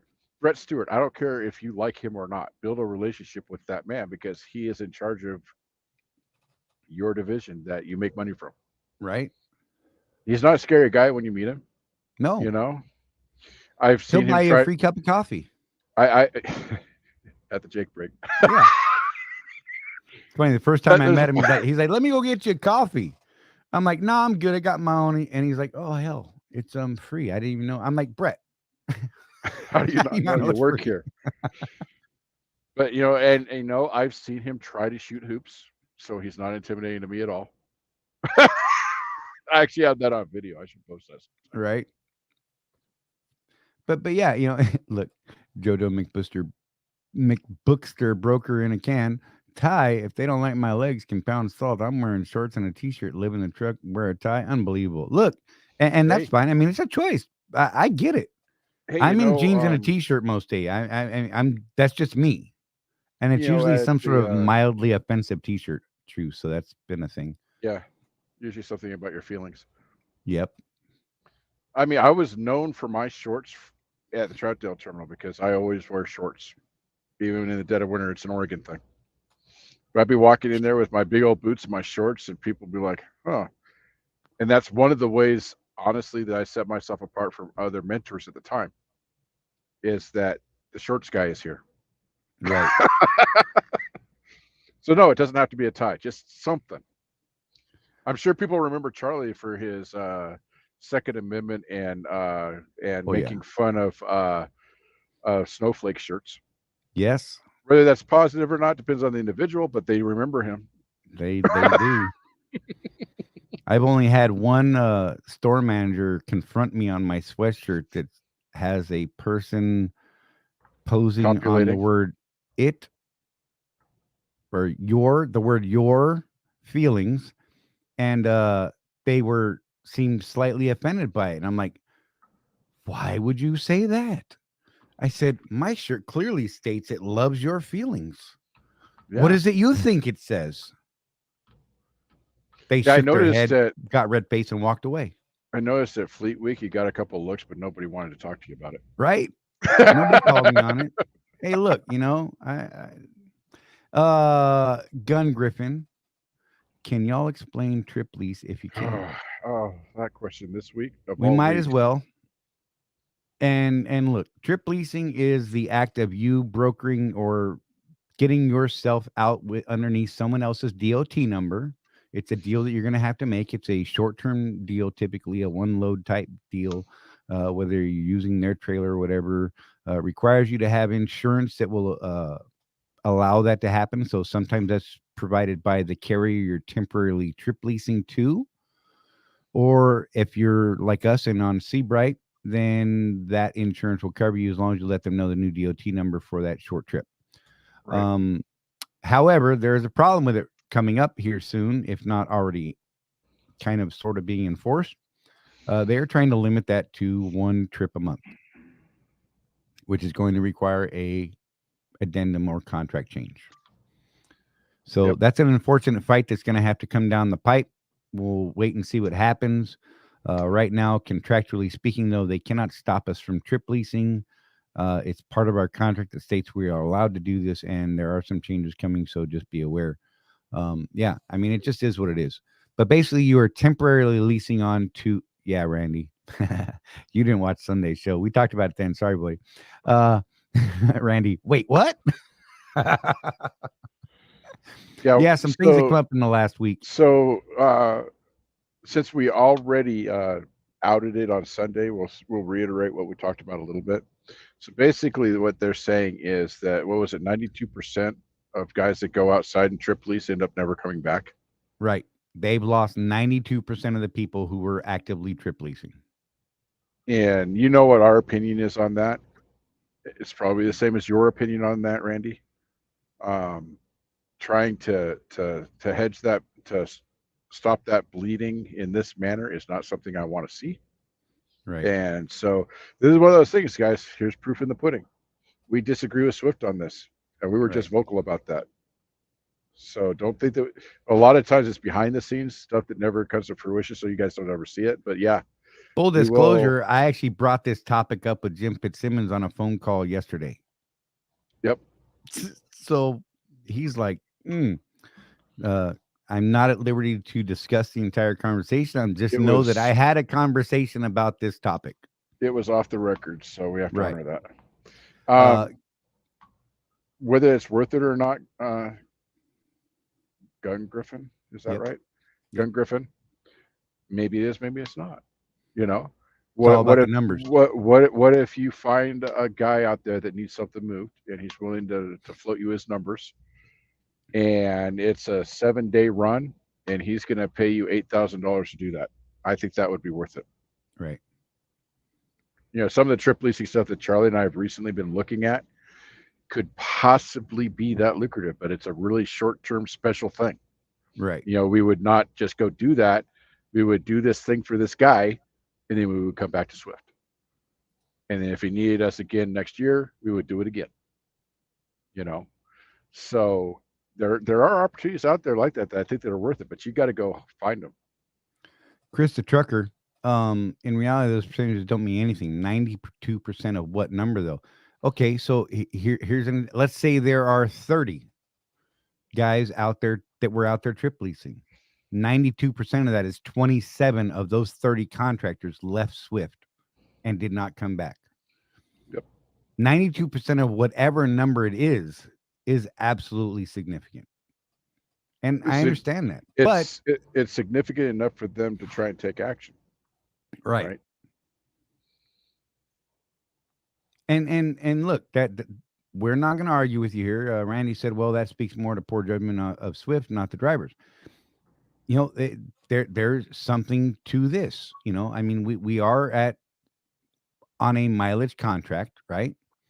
Mm-hmm. And so yes, your follow-up is maybe Swift should reconsider their rates. Obviously, the money is better elsewhere.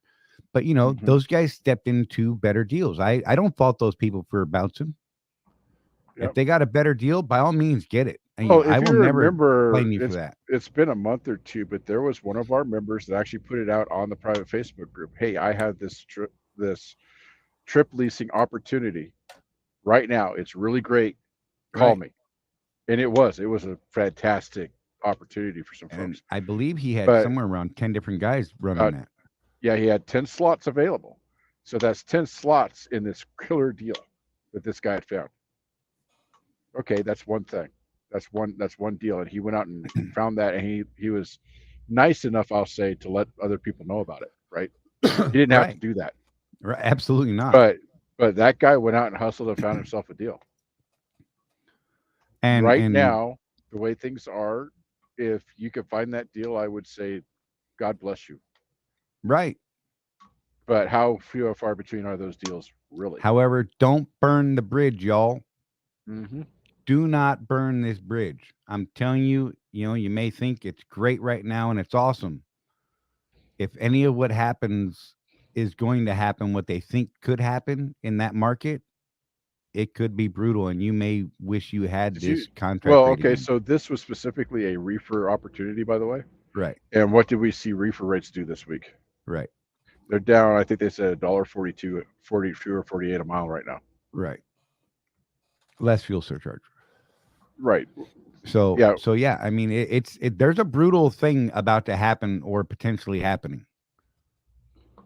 I'm not going to try and talk you into staying. I'm saying that if you make a decision like that, make a very well informed decision and understand not to burn this bridge, because many people in the past have decided that I'm out, screw Swift, I'm going to go do this because the money's better. And they go do that and it's great for 3 months, maybe a So here, year. so here's how important my relationship to Swift is. Just to give you an idea, if I was going to do that, let's say I found some freight on my own, and it required me to go get my own authority, but it was lucrative enough where I'm going to go try this. I would be willing to drive down to Phoenix and have lunch with Brett Stewart and say, hey, I found this thing. I'm really glad that I was able to work with you and stuff like that, and make sure that that relationship is solid when I leave. And maybe we will That's work again in the future. and that's how important my relationship with Swift is. I'm not going to burn that bridge. Believe me, I've burned bridges in the past. Never worked out in my favor. Yeah. Jobs where you're I like, God, I wish I could blazed go down back. some, I wish I could go back there. I probably should have told my boss to F off. right? You're right. And Gun Griffin said, I guess y'all have asked if it could be weekly or minimum Swift runs a month, etc. That's going to be in the future. As they We will be change talking to things, them and about that. yeah.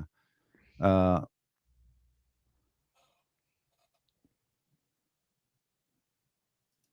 well, there you go. Sue says, I challenge you on this on trip leasing. Were they termed contracts due to better opportunities or due to failure to meet contract requirements? And Sue, that is absolutely information that we don't have access to, because we can't get access to that type of data, and that's fine. And we can only make assumptions, and we do try to explain that, that, and I appreciate that statement because that's a legit statement. There is an issue with folks being able to meet and still be able to make those truck payments, right? Yeah, The fact that's remains that actually 92% were lost. Why they were lost, we don't know. that's actually something that we talked to Brett at length about when we first, was it 6 months ago, started really talking about trip leasing. And him and I think Michelle Cantrell confirmed that that is one of the big issues. Is guys go out there, Right. and in the packet that they have to sign for trip lease, it says if you owe IEL money, you need to call in every week and make those payments. Right. And somehow guys magically forget to take that step. Well, before they know it, they owe IEL $20,000 in lease payments, but they've spent that money. Right. So Figure that one out. So Sue, so I hear you. to us, that was one of those. Wait, what? They do that? Right. Yeah, it just doesn't even register to Jeff and I, because both of us would be like, "Oh crap, I better get that money in," because I mean, look, I'm making good money. Why not get this paid for, right? Yeah. And so yeah, hey babe, my baby's out there. She was doing a Is bunch of that stuff the earlier real with her Rosie dad. Mahon? It is. Okay. I know. I know. I can tell by the way she typed hello with the hand. I know for sure it's her. Okay. Anyhow, but yeah, so and absolutely a fair point, Sue. Thank you for you're right. And that could You, be it. I ma'am, mean, are if we right. were privy to all of the information, which we are not, because it's Swift Right. proprietary information, And I don't care what it would, anybody else says. We don't know everything because yeah, we are Contractors Corner. We are not Swift. yeah, we have that separation thing going on. Not anxiety though, definitely not anxiety. Right? But yeah, that would be an interesting number to know. How many of them are the failure to meet contractual agreements, and how many Right. of them are because they found a great deal and just didn't come back? Right. That would be an interesting one to actually get a beat on. Right. And that is absolutely a fair point. So I missed something back up there. So Gun August, Griffin. August, Look at Jeff just August. throwing it out there. He missed a damn meeting today, but he's gonna say it anyhow. But they didn't So tell us which year. right, I'm just putting that out there. right. So yeah, get this. Nice, Brian. I thought Charlie was Mr. Charley Swift. pretends to be Mr. Swift, but So let's go over the load board update. Sue, correct me if on anything that I misspeak on, please. which, by the way, Sue Smith, OOFC extraordinaire, is Yep. at every single meeting. And all three were there this week. I'm gonna throw this out there, and I'm gonna say that I may have called one of them out. It wasn't Jerry or Sue, and why that person wasn't at all these meetings. Yet Sue's only been in OOFC a matter of weeks, and she has not missed a meeting. And one of the three is not always there. That person was there today, so good on you. I appreciate that.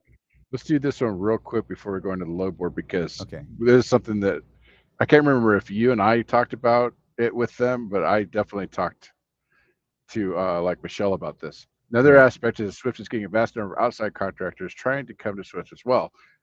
What is the average spot rate? Something to think about as well. So, interesting thing about that, Sue, I don't know if you know this part of it, but they are denying entry to small fleets right now. Right. They're actually saying no to small fleets They'll because take the of one 2-truck guy, but not the 10 or the 15 10 or 20 truck 15, guy. yeah, because Swift wants the freight that they have to go to the people that they already are doing business with. And that came straight from Jim Fitzsimmons and Adam Miller on our show a couple weeks ago. Mm-hmm. So yeah, I mean that's a legit thing. They simply don't have the support for those small fleets as they're known. To some of us that's huge. 20 trucks would be amazing, right? It actually sounds like a nightmare to me, but because 2 just pissed me off. I'm still going 3 to push it trucks towards that 20 number. Right. But I mean it is what it is. So yeah. So yeah, right, so board. you guys are always, is there really no freight? There's your answer. They're not bringing in fleets right now. They don't have the freight. So I complained about individuals putting out. Some folks were putting out to prospective contractors or current contractors saying August 1st, and I said, "What the hell?" Nobody said that to us in any of our load board meetings or anything like that. Basically said, "Why is this August 1st date coming out?" And the way it came out was, no, August is the target date. If progress isn't being made fast enough to meet that date, they're going to add more people, more staff to that development part, right? To get it done. So August is what they are shooting for. So I know it sounds far away, but it's not far away. And could be a godsend or could be a train wreck. Well, I mean, honestly, time will tell, right? And right, CW, what year? Jeff asked me specific. Did he say 23? I'm like, yeah, wait, no, he did not. Maybe Jerry Jedi'd me right there with these are not the droids you were looking for. Just saying. Yeah. But yeah, so right now their target is August. And that's a bold thing for them to say because it's been a rough go. But and I said, so sounds like you guys are getting kicked in the ass over this. And getting some pressure from above, and the answer was, yeah. So not to jump too Legit. far ahead of you, Charlie, but Yep. another piece of exciting news to me out of today's meeting. So I'm going to call out Ken Kelly and Logan Fletcher because they were going back and forth on the Facebooks about the load board. Right. And Ken made a good point. Just having AS400 freight kind of puts us at odds with the company guys. Right. But there's a solution to that. They are actively working to reintegrate the Swift Logistics and Night Logistics side of the house into that load board. Yeah. The logistics and TMD freight, as it's known. And I couldn't get a direct definition of what TMD is, but basically we worked out that it's probably the night logistics stuff because when we were on the older system, most of what we pulled on the last load board was TMD freight. We found out, well, it was pointed out more clearly to me today that TMD freight was actually the night logistics side of things, and I Mhm. commented that, man, because those were great. Every time we got a night load, it was awesome because the customers treated us so much better. Mhm. It was weird. Like they would put you ahead of people and they would, oh, you're here for that night load. Okay, hang on. We got that ready for you, right? And so it was a cool thing. Uh as far as the rest of the load board, so one of the things that they've been working on is right now our load board refreshes every 30 minutes. Um which is a problem because if freight is constantly changing, planners are grabbing loads as soon as they see them and they're trying to get them planned, right? I mean, that's their job. So with that being said, what they were trying to work towards was a 10-minute refresh rate on the loads and all the information associated to those loads. And what they actually have working in the background right now, it hasn't been pushed out to our production model yet, but it should be coming fairly soon from the sounds of it, is they've gotten it down to a 3-minute refresh rate. And that's also pushing, we had some problems in the past with stops, it being multiple stops and not being listed. Uh, and as you guys start seeing this, those of you who are a part of the load board test group understand what we're talking about. But and maybe you didn't make the meeting today, but so with that being said, those of you who are on the board right now know that the stop count isn't necessarily right and it's not showing up in the secondary info screen. That is also being updated now. Because when they first put a load in the system, in the AS400 system, what happens a lot of times is they don't have hard dates on delivery yet. Like they have a pickup date, but they don't have a hard date for delivery. Like So the they one I'm just on put, now. right. So they'll just put like, the 25th at 11:23:59. And then once it was populated into the load board, it never got updated again. So even though they did arrange a solid delivery date and time, it wasn't actually populating that information into the load details. So they are working on getting that squared away. They have that working apparently in the back end model right now, and they're hoping to get that rolled out in production here pretty quick. Sound like Jerry is optimistic that maybe this week, maybe next week, and we'll start seeing those updates. And then they are not adding anyone new as of right now. They still have some folks that were in the old load board system. So here's a shout out to you guys who may have been in the original 100 test group. If you are out there, you are watching this, and you want to be a part of the new testing, if you were one of those 100, they can easily add you. And they actually want to add another 10 this week if Brett okays it once he gets back from his vacation. They want to add another 10. I know they have 3 already on that they're ready to add. They were simple ads because they were in the old system. All they got to do is click a button and they're in. So yeah, I think that's the end of my notes for the load board. Then there were some questions. Where'd it go? There's another We'll comment by Sue here. oh The target target is is to to get get it 1,000 people on the board by August, and the current team working on this is extremely focused and giving weekly updates of progress. And again, from what you said that Jerry said, if they fall behind on their weeklies, they're going to get a booster shot of more people to get it done. right. And Randy, hey Sue, that sounds really great, but will there be enough freight to cover those 1,000 people regularly? Well, here's the thing, Randy. It's all most of it is Swift freight. Plus, Yeah, we're going to it's get eventually. It's not right now. Eventually, we will have access to the logistics stuff and the TMD freight. And so, I And mean, that is a thing. and further down the road, Much further down the road. Brett is actually in contract negotiations on an outside board to bring freight in from that. We don't know for sure which board it is. We have our guesses, but I don't feel comfortable saying what that guess is. But those of you that have been involved in the testing from the beginning probably know what I'm talking about. Right. But their goal is to have us have access to AS400, the logistics freight, and another outside load board. That's the goal of the whole project. So eventually, I think we're looking at maybe like a JB Hunt 360 type scenario where we're just going in and this, that, the other thing. And don't talk to me about percentage right now because that's a sore subject for me.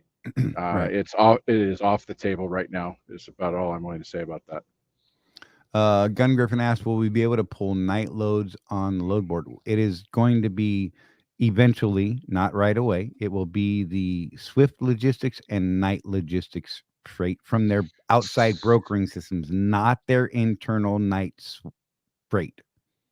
Right. So here's how it worked with last time when we were on logistics freight on the first iteration of this load board. And this, so people were wondering why you never see outside carriers hauling night trailers. Well, I'm going to say that most likely that's because we have more trailers than they do. Because here's how it went down. Probably 1 out of 3 loads that I was taking out that board ended up being a night load, but I had a Swift trailer. And that caused an issue at first because we didn't understand it. I would go in there, hey, I'm here to pick up for Swift. Well, we don't have any Swift loads. They're like, we got nothing. Making phone calls, talking to Coretta at the time and this and that, and kind of find out, oh, it's a night logistics load. Okay, so I go back in and I say, well, does it work if I tell you I'm night with this pickup number? Yeah, we got like, that. Oh, that's, yeah. Why didn't you just say that? And then I would have to explain that Night Swift is the same company and all that. So. They're like, but you have a Swift trailer. I'm like, yes, but. So, yeah, it got interesting. There was something. So once it's rolled out completely, how do we get access to it? That's going to be something you will work out through your OOC and whatnot. So I could tell you how it's down for us in the test group. We got contacted by Jerry White via email and said, okay, you got access. Here's the URL and here's the password. Right.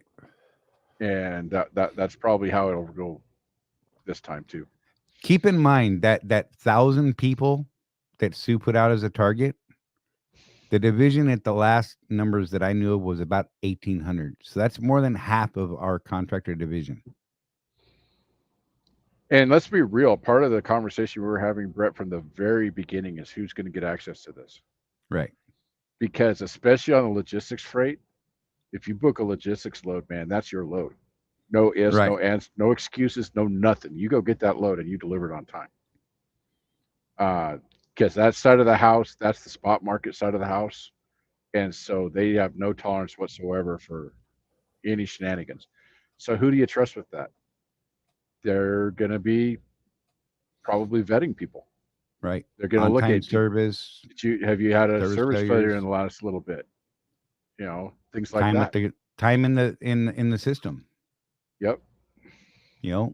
I mean, it is just what it is. I'm going to tell you right now, I don't think every contractor should have access to it.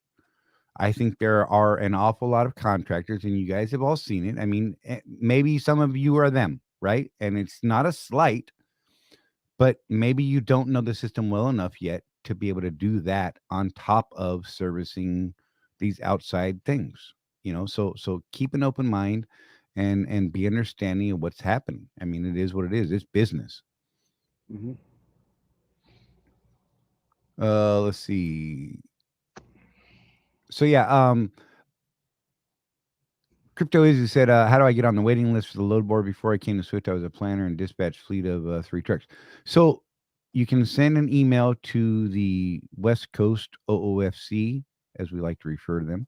That is Jerry White, Jerry_White, common spelling for both, at swifttrans.com. Drop them an email and, they will try and get you added to that wait list. Have patience. It's going to be a minute before we start adding people off that wait list because there's a problem on that end and that they are working diligently to get to. So yeah, that's the way to do that. Randy said, right on. And Jeff, that's why I'm going to hold off for now. I would hate to walk away from good weekly miles to sitting a few days between loads. I mean, that's a thing. Mm-hmm. That's legit, in fact, going either way, right?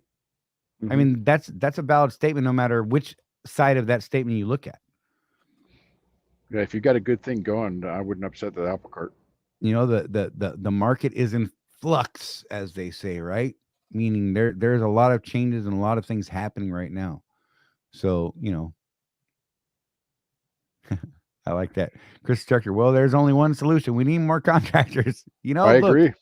I've got a huge vision, and Brett thinks I'm crazy. I said, 10,000. He's like, slow down, Sparky. Well, you and I come from the old, the new, but the new old Jerry Moyes philosophy that he wanted half the Swiftly to be owner operators. Right. And I still have that vision. And Gun Griffin, there is nothing wrong with opposing questions or opinions. Just so I don't want you to have to preface anything that you say like this. He said not to be and I say he, I don't know, not to be confrontational, but is Swift's goal to interject the load board in lieu of trip lease so Swift can be the broker and make the money over the driver? No, Maybe. I don't. I don't think so. Jeff is a fair maybe. I mean, I think someone could argue yes. So let's look at both sides of it. Let's say they did. Is there anything inherently wrong with that? Right. They're in business to make money for their shareholders. That's it. As much as I like having coffee with Brett, as much as I like sitting down with Michelle, having little chats, this, that, and the other thing, it is business, bro. You Right. know, my wife was concerned that some of our activities might piss some people off. What happens if that happens? I'm like, well, worst case is we go build our own fleet somewhere, Charley and I, and keep doing the contractor's corner thing and helping people out. And whenever I'm in Phoenix, go have lunch with Brett. Right. None of this is personal, you know. It just isn't. Um, and let's take the other side. Charley doesn't think so. He may be right, but either way, I'm good. You know, Well, let's look the at it this way. If they are bringing in this brokered freight and they bring in this, other sources of freight, from other boards that they are talking about, we don't know which ones for sure, but let's say they increase that freight base, right? And I don't have to negotiate, but I'm now being given more freight. I don't have a problem with that. I'm Mhm, actually happy with my mileage rate. Some of you may not be that, and that's something you need to work out. mhm, I mean, it is. These are all decisions we each have to make on a daily basis. And look, I'm serious about a daily basis. Every day, especially in a market like this, you need to be looking at your business. Are my numbers making sense? Do I need to make a change? What are those possible changes? What are the possible outcomes? And then you need to, hit it and adjust and move on, right? And yeah. and learn from every decision you make. Good, bad, ugly, doesn't matter. So I mean, I I mean, don't think they're out to screw us. I think they're out to make themselves money. That I think the two are different. mhm. I truly believe that. I know some people don't have that same view, and that's fine. I mean, we can have differing views. Jeff and I do argue passionately for what we believe in. And when someone says we're wrong about something, then by all means bring it. Let's see numbers, let's see data, show me hard facts. Sway me the other way. I can be swayed. I have been wrong. Lord knows I have been wrong. That's part of what actually makes me valuable in what it is Jeff and I do when we're consulting with individuals one on one. We can tell Mhm. them, not only do I know what's going to happen if you make this choice, this decision, do this thing, it's not based on what my feelings are or my thoughts. It's based on what I've already done Mhm. because I've made some whoppers that Yeah. cost me thousands. Jeff bought ugly, stupid tires for no reason because he thought he was cool and he thought Michelin XDN2s were great. Just Jeff throwing that out there. also Jeff also did not pay for his first truck. I leased three There, trucks before I got ownership because I was an idiot. Truth, although the whole things happen for a reason thing, Charlie. Right. How many old T2000s do you see on the road? Right. Not very many. Right. There might have been a reason for that. It was a beautiful truck, though. Right. And Sue says And it's not in lieu. The load so, board has been in development for 3 years and true development this past year. There's been a lot of work this year. okay. But I'm going to say, though, Sue, I don't disagree with you, but I can see people's perception, right? Their perspective of, Right. so now we have a load board, but now we can't trip police. And that's what people are going to say. I think that Right. was the spirit of the question. And I don't think the two are directly related either. But And I don't you think they're got, gonna completely do away with it because of the AB5 and the right. autonomy thing. Well, that's kind of why Charlie and I are scratching our head. We thought that Switch was trying to make it so that we would pass that ABC test if the Pro Act ever passed. And to us, honestly, this is a step backwards on that. Right. But keep in mind, people, we're talking about things that haven't happened yet either. Right. This is still, they have to revamp the contract because we have it in our contract that we could trip lease right now. If they want to limit that, we're going to have to sign off on that. So that's another decision point for all you guys. Can you live with that or not? That's up to you. I can't advise you on that. I can give you the information. I can tell you what I've seen other people do. We can go over numbers, but in the end, you've got to make that choice. But what I can tell you is that Jeff and I will be talking to everyone we can about this trip lease thing. Everyone that we can get to listen to us, we're going to express our opinion, Hey, and it is the opposite of what is being said right now. hey, man, full disclosure, this hurts Charlie and I personally. Yeah, we had a deal we were working. We were working on a deal for doing stuff at 6 weeks at a time, a couple times a year. Right. And we were going to be able to bring an opportunity to, a handful of contractors from the group.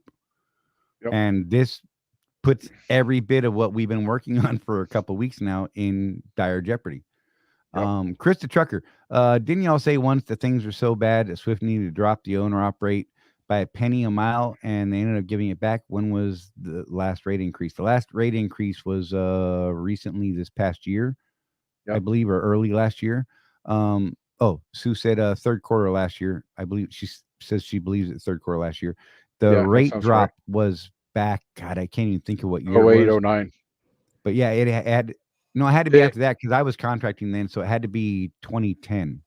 It was right in the middle of the Great Recession, though. And so we saw the drop because I saw a drop from 96 to 95 cents for my contract rate. And so, yeah, I mean, it was a thing. It sucked.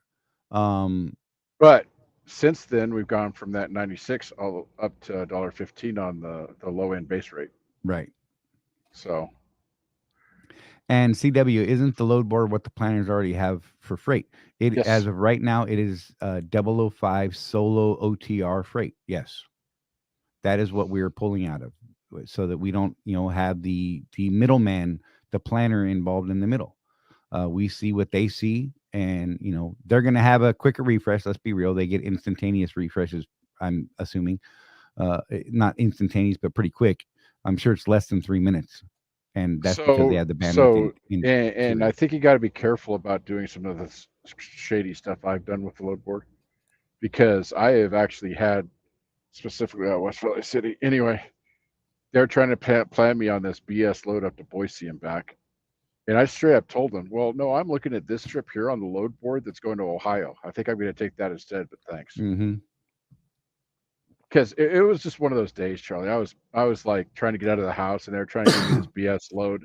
Well, there's this actual OTR line haul load sitting right there. Right.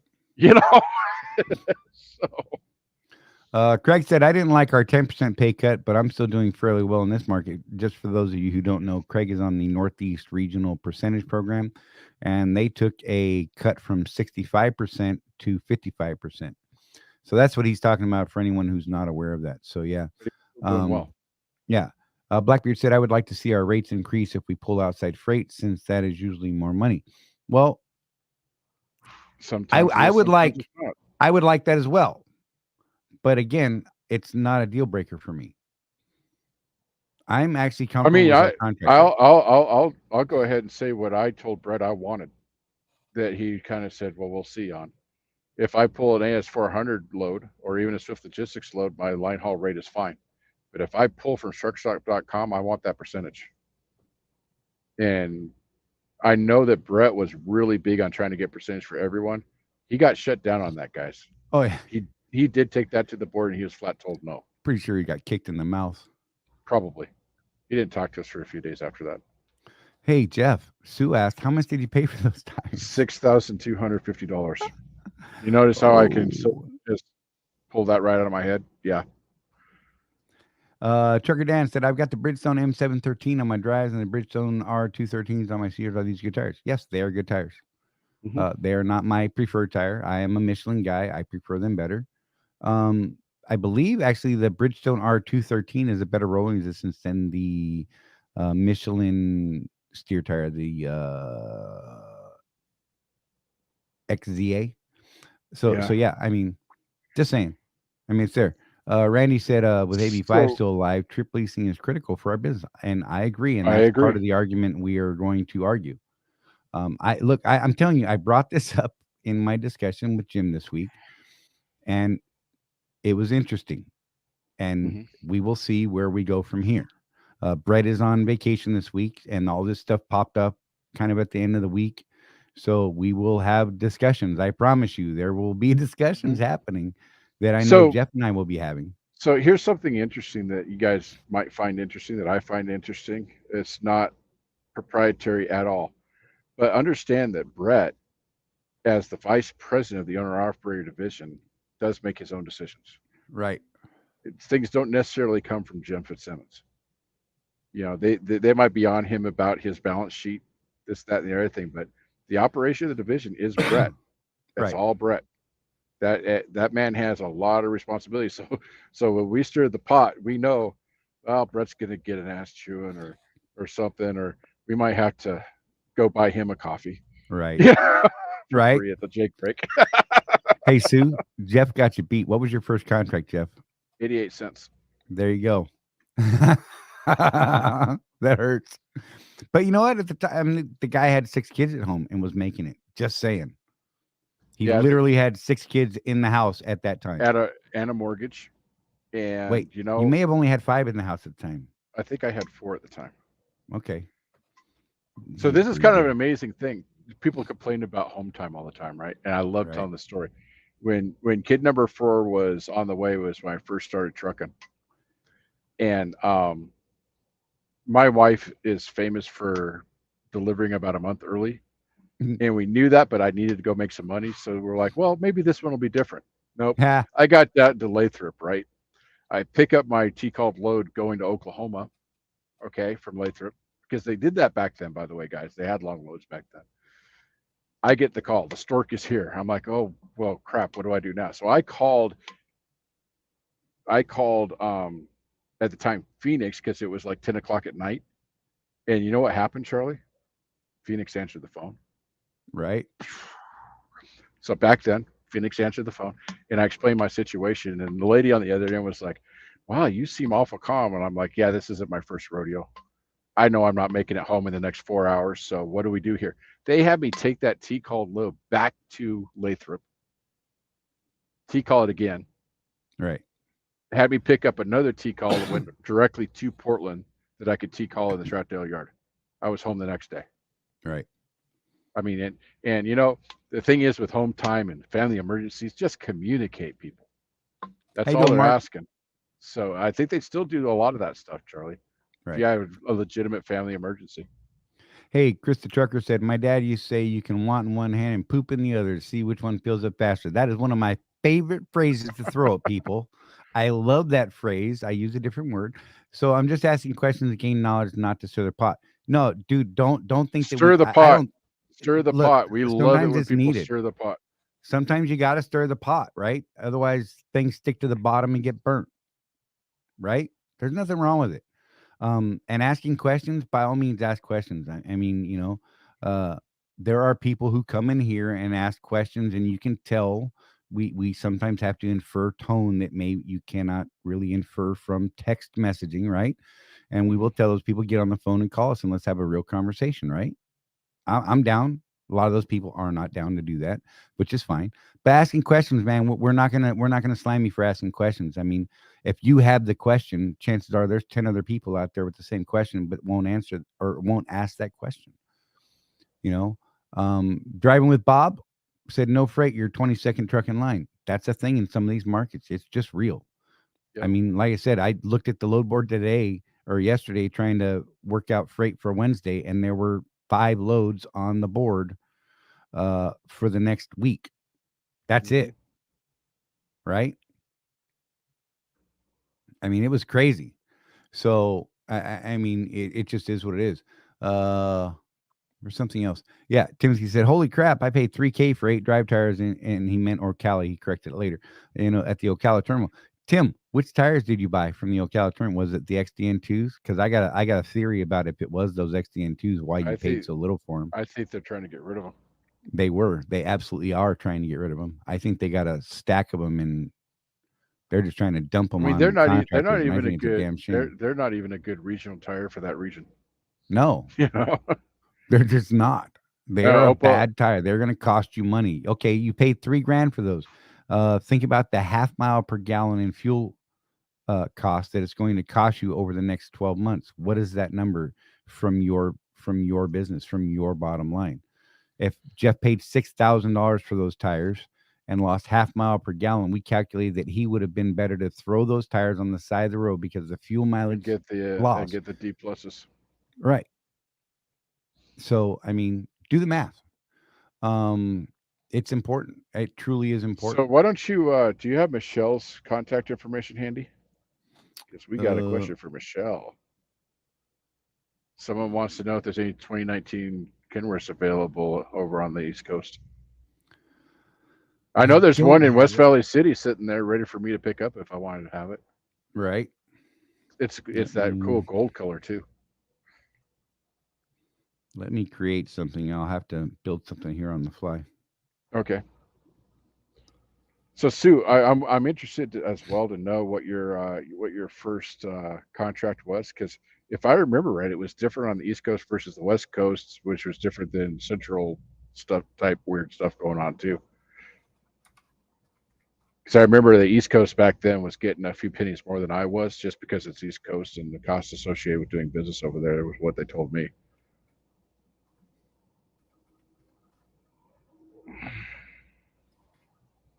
So I'm gonna put Michelle Cantrell's number in the chat. So feel free to pull it there. If you're watching this on the replay and it's right after the show ended, you may have to wait an hour to be able to see the chat replay. Just be aware that the chat replay will pop up after it has finished processing. So Tim got 713s for that price. So there's a couple of Oh, reasons for that. that's a good tire and a good So price. keep in mind, I was actually also running an experiment at the time. I Right. spent a lot of money on this stupid experiment, Charlie. I hope people Oh, it was appreciate it. brutal. I went outside of the Swift system to get them. Right. I got credit to get them, and I ended up with crap tires.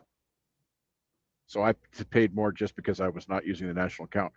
I was running an experiment to see if I could get business credit at all with no Right. business credit history, and I was able to get it.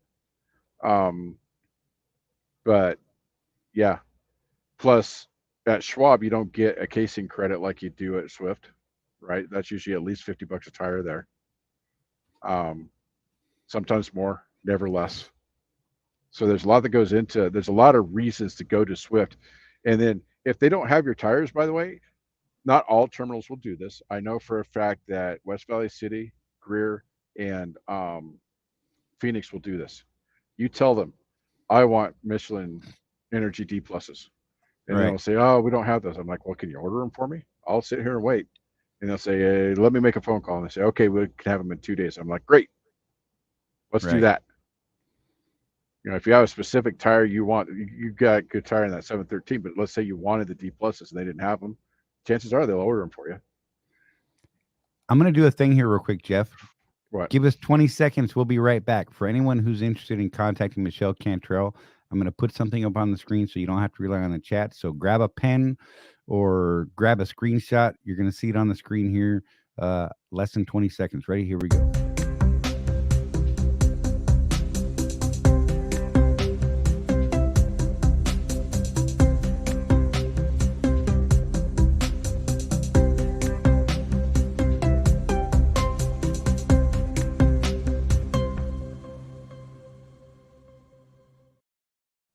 Padow. There you go.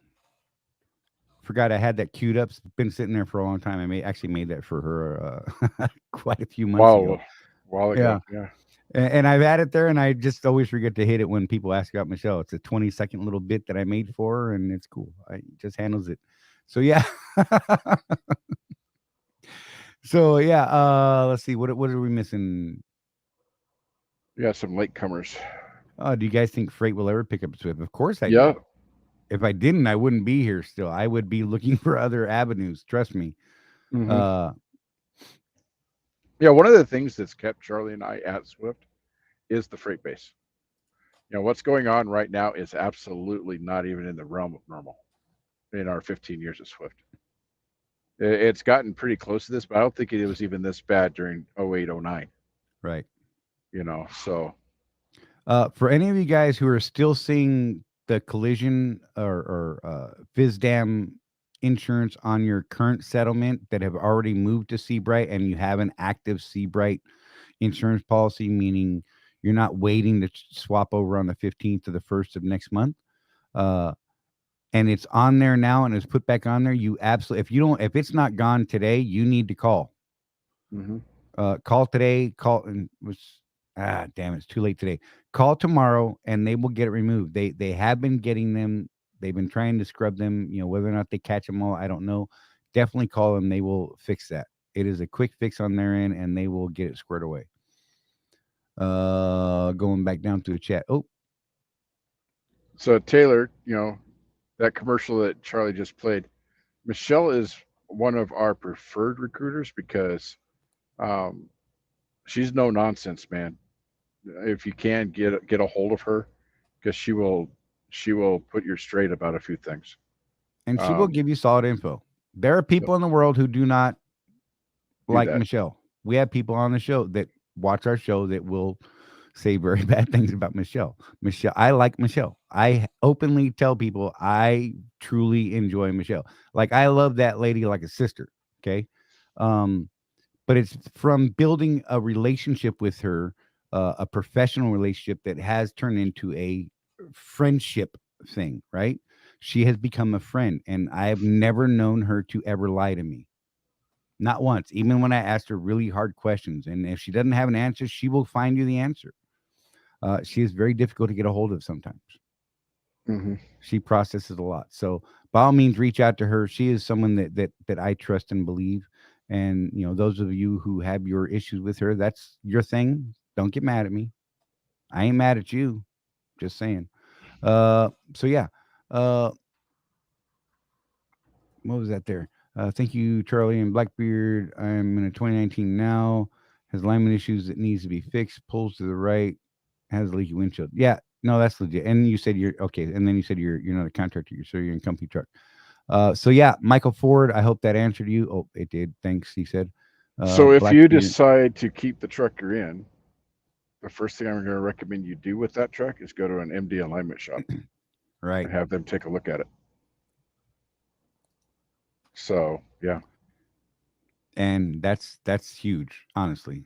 And you can find stuff on MD alignment on our site, which you don't have access to because you're not a contractor yet. So yeah, look in the show notes or the show description afterwards, and I believe there is some information there on how to look up MD alignment. And most of the products that we actually like Hmm. will be listed down there in the show description. Uh, and Michelle Cantrell's number is there as well. Now I think about it, I believe Yeah. if I remember right. So reach out to all those places. Look, we don't So endorse these places because they pay us. We endorse these places because we use them. believe in the products and services that they are offering. Yeah, just real quick. So since you're just getting in, dipping your toe in here, the reason for MD alignment is they do not do the fancy laser tech stuff like they do at the TAs and the dealerships. These guys go old school, and they will align your truck properly the way it sits on the ground with the orientation of the frame. That's legit right there. I like that. Okay, that's a little too obvious there, buddy. Um, and the other thing you got to be aware of when you go see them though, they will find things wrong with your suspension. They just will. Charley Right. could talk about that. You go in there for an alignment, they're like, "Oh, by the way, your bushings are looking a little off there. You want us to fix that too?" And you, One of my trips ended up with almost a whole new front end, like legit. I mean, leaf springs were wonky. Oh my god, it was expensive. But I'll tell you what, my truck never drove better after that. Oh my god, it was one of those where you could let go of the wheel and that joker would follow the road, man. I mean, it would go. So yeah. Taylor said, I've been speaking with Desiree out of Lancaster, but she seems to be pushing me to just get a Freightliner when I've been waiting to just get the issues on the truck fixed and get this one. Uh, I can't argue with her. I'm a I'm a Freightliner. Freightliner guy, Yeah. and We've there's a lot seen of less reasons issues with for the it. Freightliners. There's a whole list of things, and we could get into it more. You know what, Taylor? By all means, feel free to reach out to us on Facebook. If you look at my little name thing here, it says Charley. Under that it says facebook.com/Chuck411. That's how you can find me on Facebook. And my name is Charley Mahon. I use my real name, Mahon. And you can find me there on Facebook. So reach out to me, throw a friend request or a PM, and I will get to you as soon as I see it. And I will get to you as quick as possible. Uh Whisperer 1.2 said I would have loved to lease a truck, but the AB5 is on the way. Can't uproot my family either at the moment. So I'm assuming you're in That's the legit. California area. Yeah, Look, that's legitimate. yeah. I mean, it's a thing, I mean, I could tell you, if you've watched this for any amount of time, you know that I escaped from Oregon in 21, and it was a big deal, man. Yeah, Charley was right there beside me over the phone, listening to me complain about what a pain in the butt was, how much money it cost me to move. It was a big deal for us to pick up from a place that we had been our entire lives, raise kids, all that stuff to get out of that state. And it boiled down to things like they're looking at AB5 type stuff in that state, which would kill my business, the taxes and this and that. It is not an easy decision to make. That's the decision we made, was to escape. your insurance policy takes effect for tomorrow. So no, you won't be able to get this settlement scrubbed. Simply because they were covering you up until tomorrow, which is the end of the week. Right. So you legitimately used that service, whether you had a claim or not. You used it, so you are on the hook for that one. Excuse me. Whisper said, currently working for McLean, gross 135 last year as a company driver. Definitely earned every penny humping case down that ramp all day. Look, That's good that is money. amazing money, but you damn sure worked, because I watch you guys and I'm like, whoa, not this guy. I've sat in many a parking lot watching you guys bust your tails, and you guys ain't messing around, man. You guys are, look, power to you, sir, ma'am, whatever you are, whatever you might be. You look, you're earning every penny. It's a lot of work. I don't want to work that hard.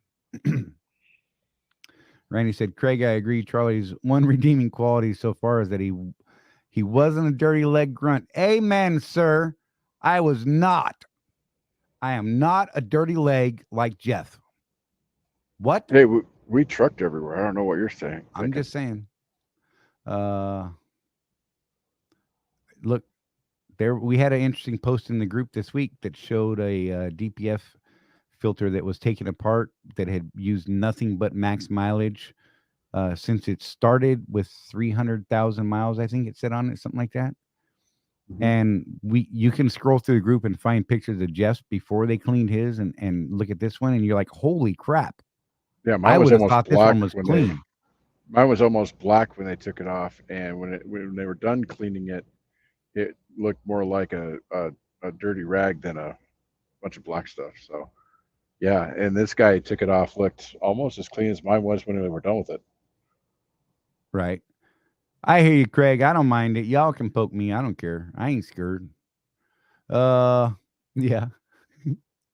And you guys, look, you guys are KW guys, just understand, there are differences between the Freightliners and the KWs. Look, I love the ride of a KW, but I like and love the reliability of the Freightliners and Mm-hmm. the design of the motor, the transmission and the rear ends all being designed by the same design team to Right. work together.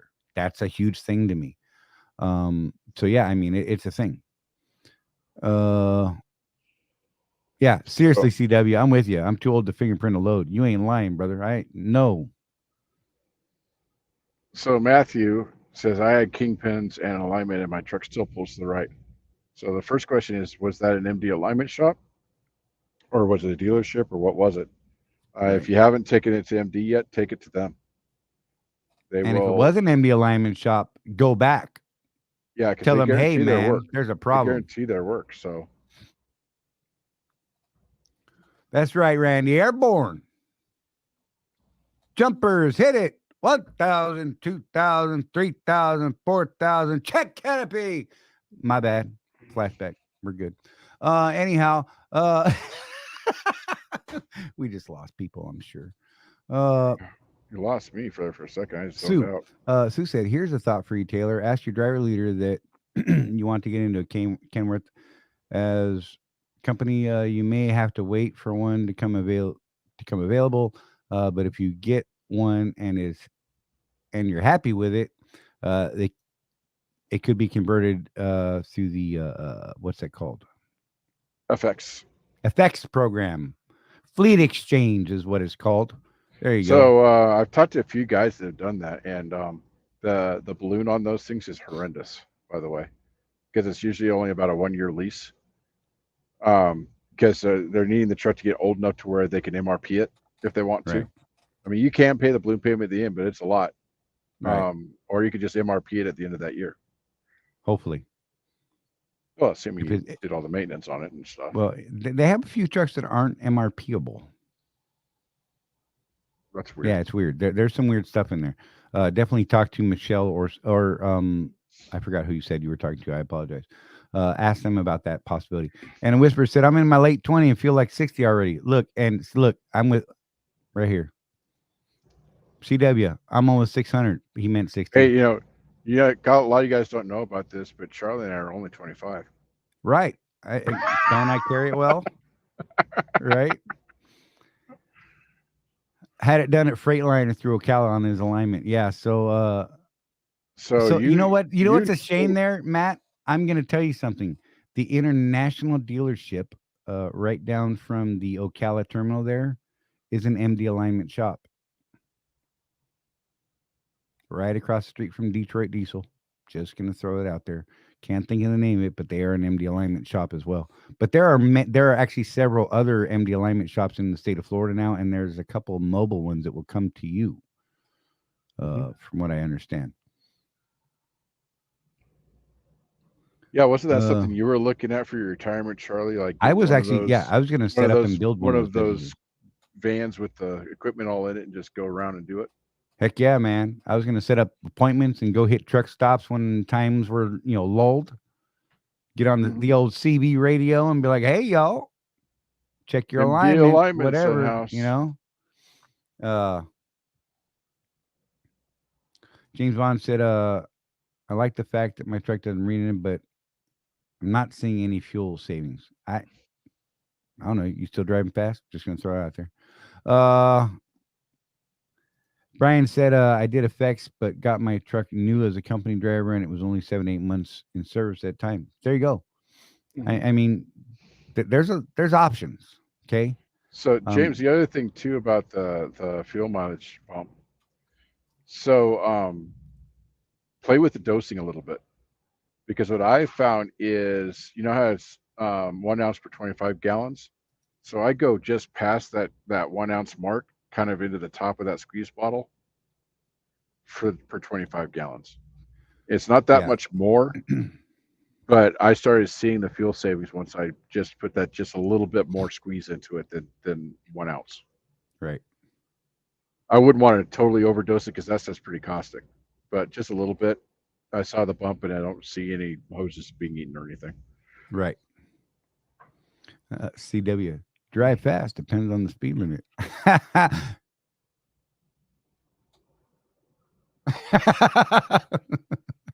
Oh, and like Craig said, MD alignment fuel, they're looking for more people to train to do alignments, like legit.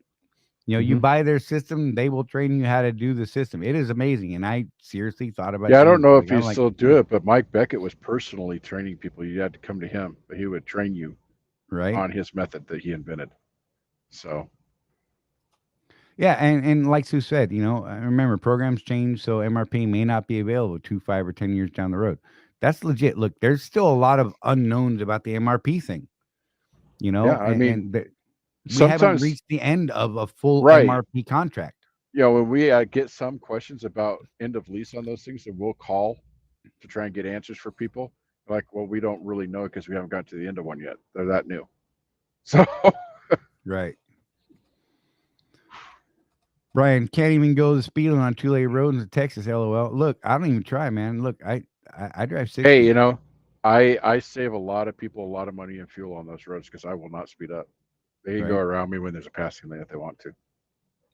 Speed limit, not a speed requirement. Right. It's the maximum allowable speed. Incidentally, though, that is the only places. That's one of the only places that I do get the one finger salute from guys. Right. Is on that sort of situation, but I'm not on those roads very often anyway. Hey, James, what year is your truck? I actually might be able to give you a little insight on that because I know on my 23, I actually got better fuel mileage at 60 than I did at 57 rolling my regular routes down here in the southeast. And I figured out what it was. It was the amount of fuel I was having, or the truck was having to give, or I had to give in the climbs on the uphill side. Uh, I couldn't maintain my speed well enough at 57. When I bumped it to 60, I saw far more fluid movement on the ups and the downs on those rolling hills, and I actually saw slightly better fuel mileage at 60 versus 57. Whereas in Chewy, I could drop Chewy down into 12th gear and run 57 all day long and be no problem and have all the power band in the world. But on my new Freightliner, it wasn't the same way. So yeah, I mean that may be a thing. Try Yeah, yours try is. adjusting yourself. I've got a 16 with the auto shift in it, and we were comparing RPMs at 60 Right, and 57 the other day, and your engine was lugging, and I was still doing fine. right. So So yeah, I mean there's a thing. Find that, figure out where the power band is in your 19, and then adjust from there. Try. I mean, literally, do don't do a. Oh, I did this for a day. You need 30 days to establish true numbers. Okay, so right, and start making adjustments in 30-day increments. and we're going to start talking more about it as the weeks go on. But when we launch the other platform, our subscription service, that's going to be our first challenge. We decided we're going to do Right. a speed challenge, and we're going to have accountability for you guys where we're live each week talking about what your experience was driving at 70, 65, 60. We're going to start off, I think, with just whatever you do now. We'll keep you there for a month, and then we'll change your speed for a month. We want 30 days. This is going to be like a 90-day challenge, and we're going to find out where you need to be driving that truck to get the best fuel mileage. Craig, can we get Mike or Kevin Beckett to come on and talk about alignments and vibrations? Sir, I know you know them people. You know how to get a hold of us and them. Go for it. Make it happen. I'd love to have that conversation. Look, and again, I'm a fanboy. I'm going to lose my crap like I did with Bruce and be like, oh, God, it's Bruce. It's going to be, oh, my God, it's Mike. Because I love that man. Like, seriously, like, that's where my tire molestation came from, is Mike Beckett. Listening to him on Kevin's show. I bought his books. I've watched videos like you just wouldn't believe. It's crazy. So Randy did the same thing I did. Jeff, I've done the same with a little over 1 ounce of the max mileage, amazing how much difference that makes. So yeah, there's two of us. I think you did the same thing, didn't you, Charlie? Yep. And even Bruce said that, slightly over what you think you need won't Mm-hmm. hurt anything and will probably show you a visible gain. Yep. Yeah, when I asked Bruce one on one in a phone conversation about the mileage boost, it was definitely one of those humming and hawing. Well, it depends type of thing. He will not guarantee you Right. a mile per gallon boost. He will not. But It's like the old Turbo 3000D Beta. Those of you guys that have been around long enough to remember those. I I still got put one one on on Chile. my truck, and I saw an instant boost in horsepower and fuel mileage. You put it on somebody else's truck, and they'll tell you it's snake oil. It didn't do anything for them. Right. What's the difference? No, I don't know. I do not know Brian, what you the have a good night. difference Be is. safe and be careful tomorrow. So you know, some of these things you just got to experiment around with, and if it works for you, it works for you. If it doesn't, it doesn't. On the max mileage, though, if nothing else, it will keep that DPF cleaner, and that's money in your Provided you use pocket. it properly. Yep. And if you go to DPF Solutions and have them do the full clean, where you get the lifetime warranty on the stuff, there's an actual website you go to track your purchases of max mileage, and they will track if you're using it or not, and that will void the warranty if you don't. Because to me, that was a big selling point, Charlie. Right. Hey, you got this thing done. Yeah, it cost you $2,200. Brand new DPF, by the way, is around $3,300. So less than getting a brand new one. Plus, now I've got a warranty on it. Right. See, Craig, and this is why we love you, sir. By the way, Jeff and I have already said that we want to make that trip up there in your neck of the woods, and the three of us are going to go see Bruce. Yeah, I want to see his operation for myself. We're going to make that Ask happen, questions. Craig. I need to make some video and talk and geek out for a minute. And I feel bad because we haven't actually reached back out to Bruce. And full disclosure too, because I'm a bad man. The phone number I was using for Contractor's Corner ended up not working out. So if he's tried to call me, he probably thinks I'm an idiot by now, because that's the number he's got. Right. So we may have a little repairing we need to do there, because that guy was nothing but helpful and really willing to help our guys out. More than helpful. That guy's awesome. But yeah, so James, do longer tests, okay? Stick to a 30-day cycle. If you're going to do some testing, stick to a 30-day test cycle and track every gallon, every mile, every drop that you do, and make notes, keep notes so that you have solid data so you can make an informed decision. In Gauges, in the Let's Truck app that we recommend, there is a notes section in there. You can write a note every time you fill up. Maybe you had a heavier load than normal. Right. Maybe you had to idle the truck for 3 days because you were stuck in Phoenix with no load, or whatever. Write that stuff down so you know that if there's an outlier, that there's a reason for it. Right. Yeah. Last year when Charlie and I visited Phoenix after the conference last year, we were there for 4 days, and I was idling that truck like a mofo, man. And my next fill up was like 4 miles to the gallon. But you know, I know why that is. It's an outlier, not normal.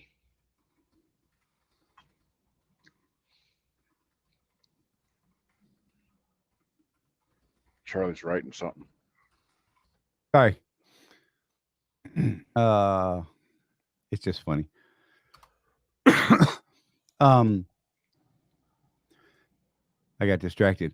So yeah, you know, definitely do these things. You know, when you're talking about fuel mileage and making changes to your speed, do it in 30-day increments so that you have solid numbers and you're not just saying, oh, well, this one load was crap. I saw a loss, right?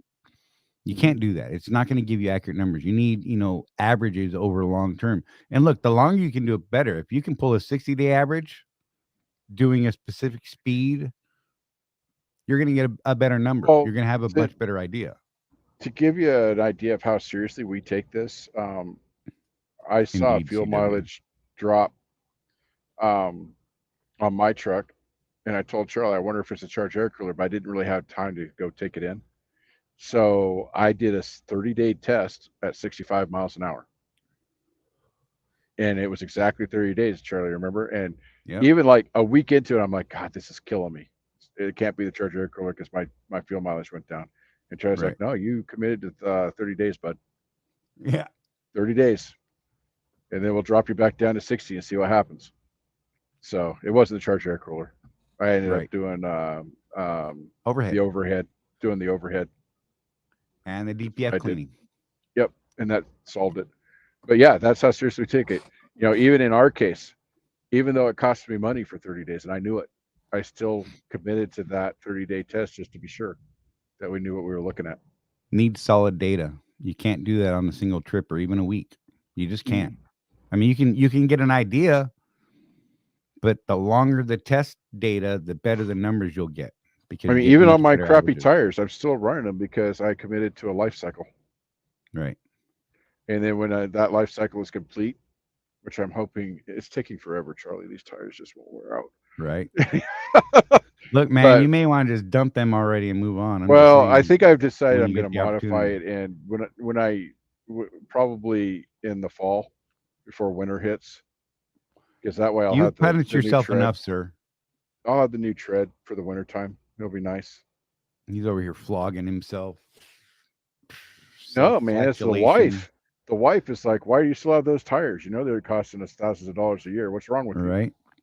And James, you're getting a cleaner burn because the regen didn't happen as much. Like, I can tell you that since I've been using it, I have not seen a single parked regen, except when I was parked in Phoenix for a week Yeah. So if I'm idling for that amount of time, I get a and regen. idling for the week. Even on my old butt truck, right? 885,000 miles on this thing. I've never once replaced the DPF. I just had it cleaned. And the only time it regens is if I'm idling for more than 24 hours. And the only time that happens is in the summertime, like down here in the South, Right. if I'm waiting on a load. So, But hey, guys, if you guys got questions, by all means, throw them up. We've been up here for 2.5 hours, guys, and we appreciate you guys. The conversation has been amazing. I dig it, and it's been awesome. I don't want to end it if you guys want to keep it going. So if you got more, throw it up. If not, Jeff needs a nap. CW, think I'd rather have the open shoulder and snow. You know what? That's up to you, but I'm telling you, with the Michelins that are not an open shoulder, I never got stuck in the snow. Just didn't happen. I had my XZA X-Line Energy D wide singles running Kent, Washington to Sidney, Nebraska, and Prairie du Chien for years. Never got stuck in the snow. Yeah, it's just, and those things almost look like racing slicks when they start wearing out. Yeah. And that's a closed shoulder, high rolling or low rolling resistance tire. Mm-hmm. I mean, look, it's preference. Don't get me wrong. I mean, look, just understand what it does and what it will cost you. And we already see a fuel mileage loss in the winter because of winter blends and things like that. Mm-hmm. I mean, there are trade-offs to it. I personally have never had a problem with my wide singles, right? Except in sand was their kryptonite. Sugar sand is absolutely their kryptonite. Like, my backyard is sand. I would get stuck in my yard. It's embarrassing. Have to come get someone with a pickup truck because I didn't have one at the time. Come with their little pickup truck and pull my big ass truck out of the backyard because I couldn't get rolling in the damn sand. Yeah. But other than that, mud, snow, ice, I mean, craziness. I didn't have a problem, but I also, I'm not heavy on the throttle. I mean, there's driving habits that you need to develop when you have certain equipment. Let's just be real. So, I mean, it's something to look at. And, even like Blackbeard said, look, I know people that do this very thing, just run them in the winter, swap them out. Mm-hmm. Okay. Just understand the cost of doing something like that, right? You guys know we're all about the numbers. If the numbers don't make sense, then I'm not doing it. And if I do it because the numbers don't make sense, it's because it serves some other purpose. Right. That to me is important or valuable. I mean, that just is what it is. So did we properly plug the conference? It's been scrolling across the bottom. I got to sneeze. This is going to be tragic.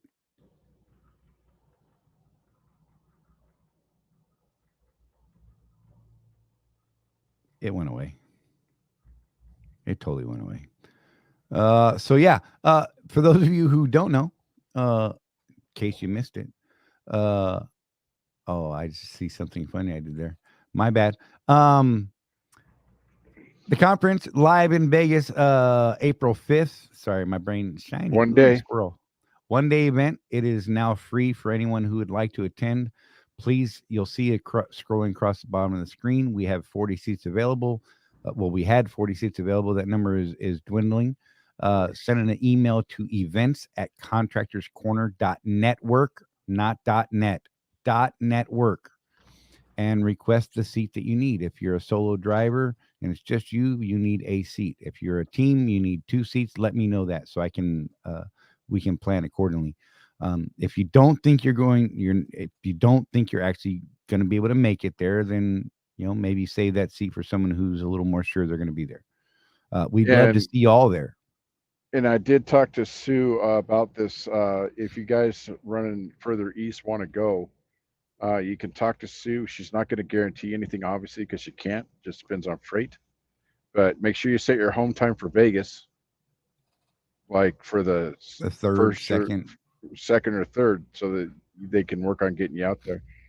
I'm going to plug out that if you can at least get to Phoenix, there's all those Costco loads that go up to Vegas from there every day. Right. Just saying.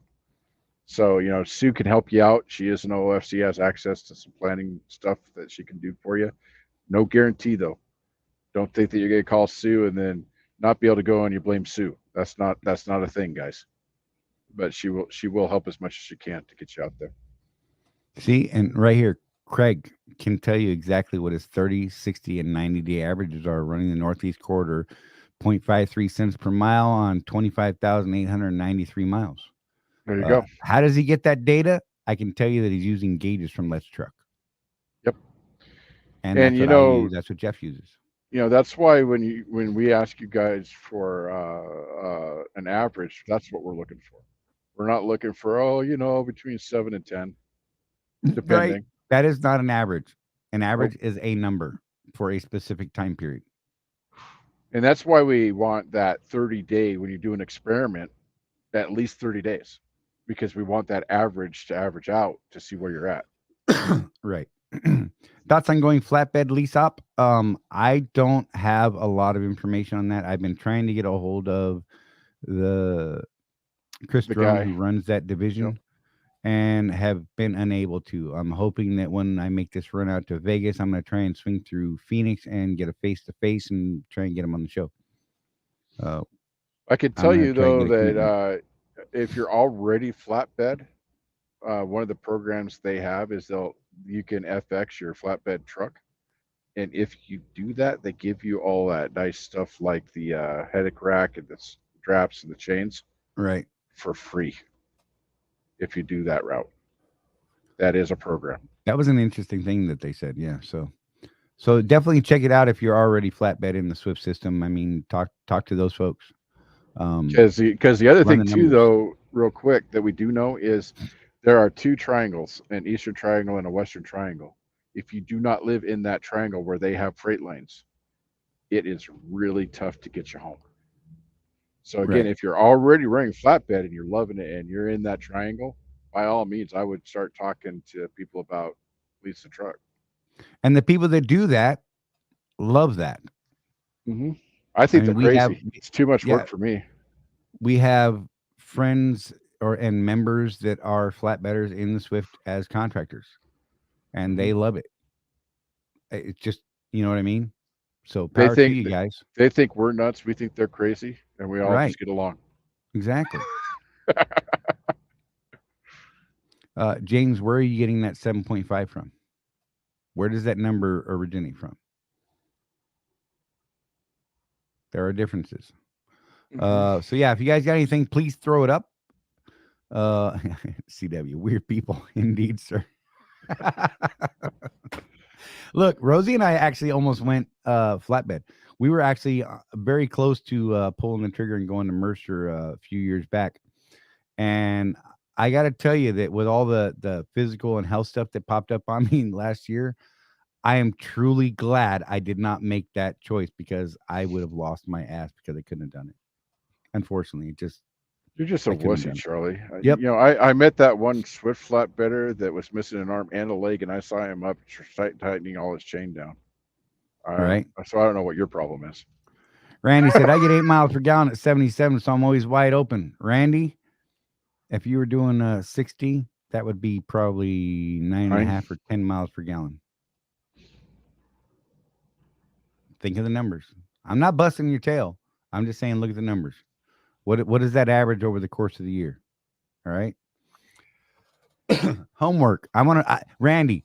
Next time that we talk, I want to know what the difference between you doing 77 and 8 miles per gallon on fuel mileage is. What is the dollar value difference? Yep. I challenge you, sir. Throw it up. Let's talk. Let's talk the numbers. Um, James Vaughn said my truck dash. Your truck dash could be crazy. Mm-hmm. They're not accurate. You need to be tracking every gallon, every mile, either pen and paper or on something like gauges through Let's Truck. There's a video on our YouTube page that will show exactly how to get it. It's free. It doesn't cost you anything.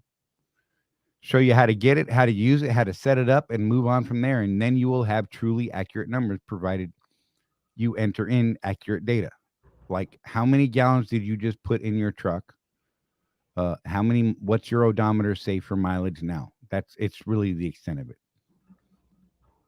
Yep. So yeah. And look, I personally love flatbed, best decision I made. And look, There you power go. to you. I dig it. Blackbeard said if they ever went regen, he'd switch. And Taylor said, Charlie, I'll try to reach out to you on Facebook later tonight. I appreciate all the help information. Been watching the show for a while now. Lots of good information here. Well, we're glad that we can be that for you, honestly. Jeff Morton is on there as well. JEFFREYMORTON. You can find him as well. He uses his real name. I know it's a shock, but we use our real names on Facebook. We're not like, Superman 27 or something. I don't know. It's weird. Power to you guys. I'm just saying. Or my personal favorite, Deadpool 420. Right.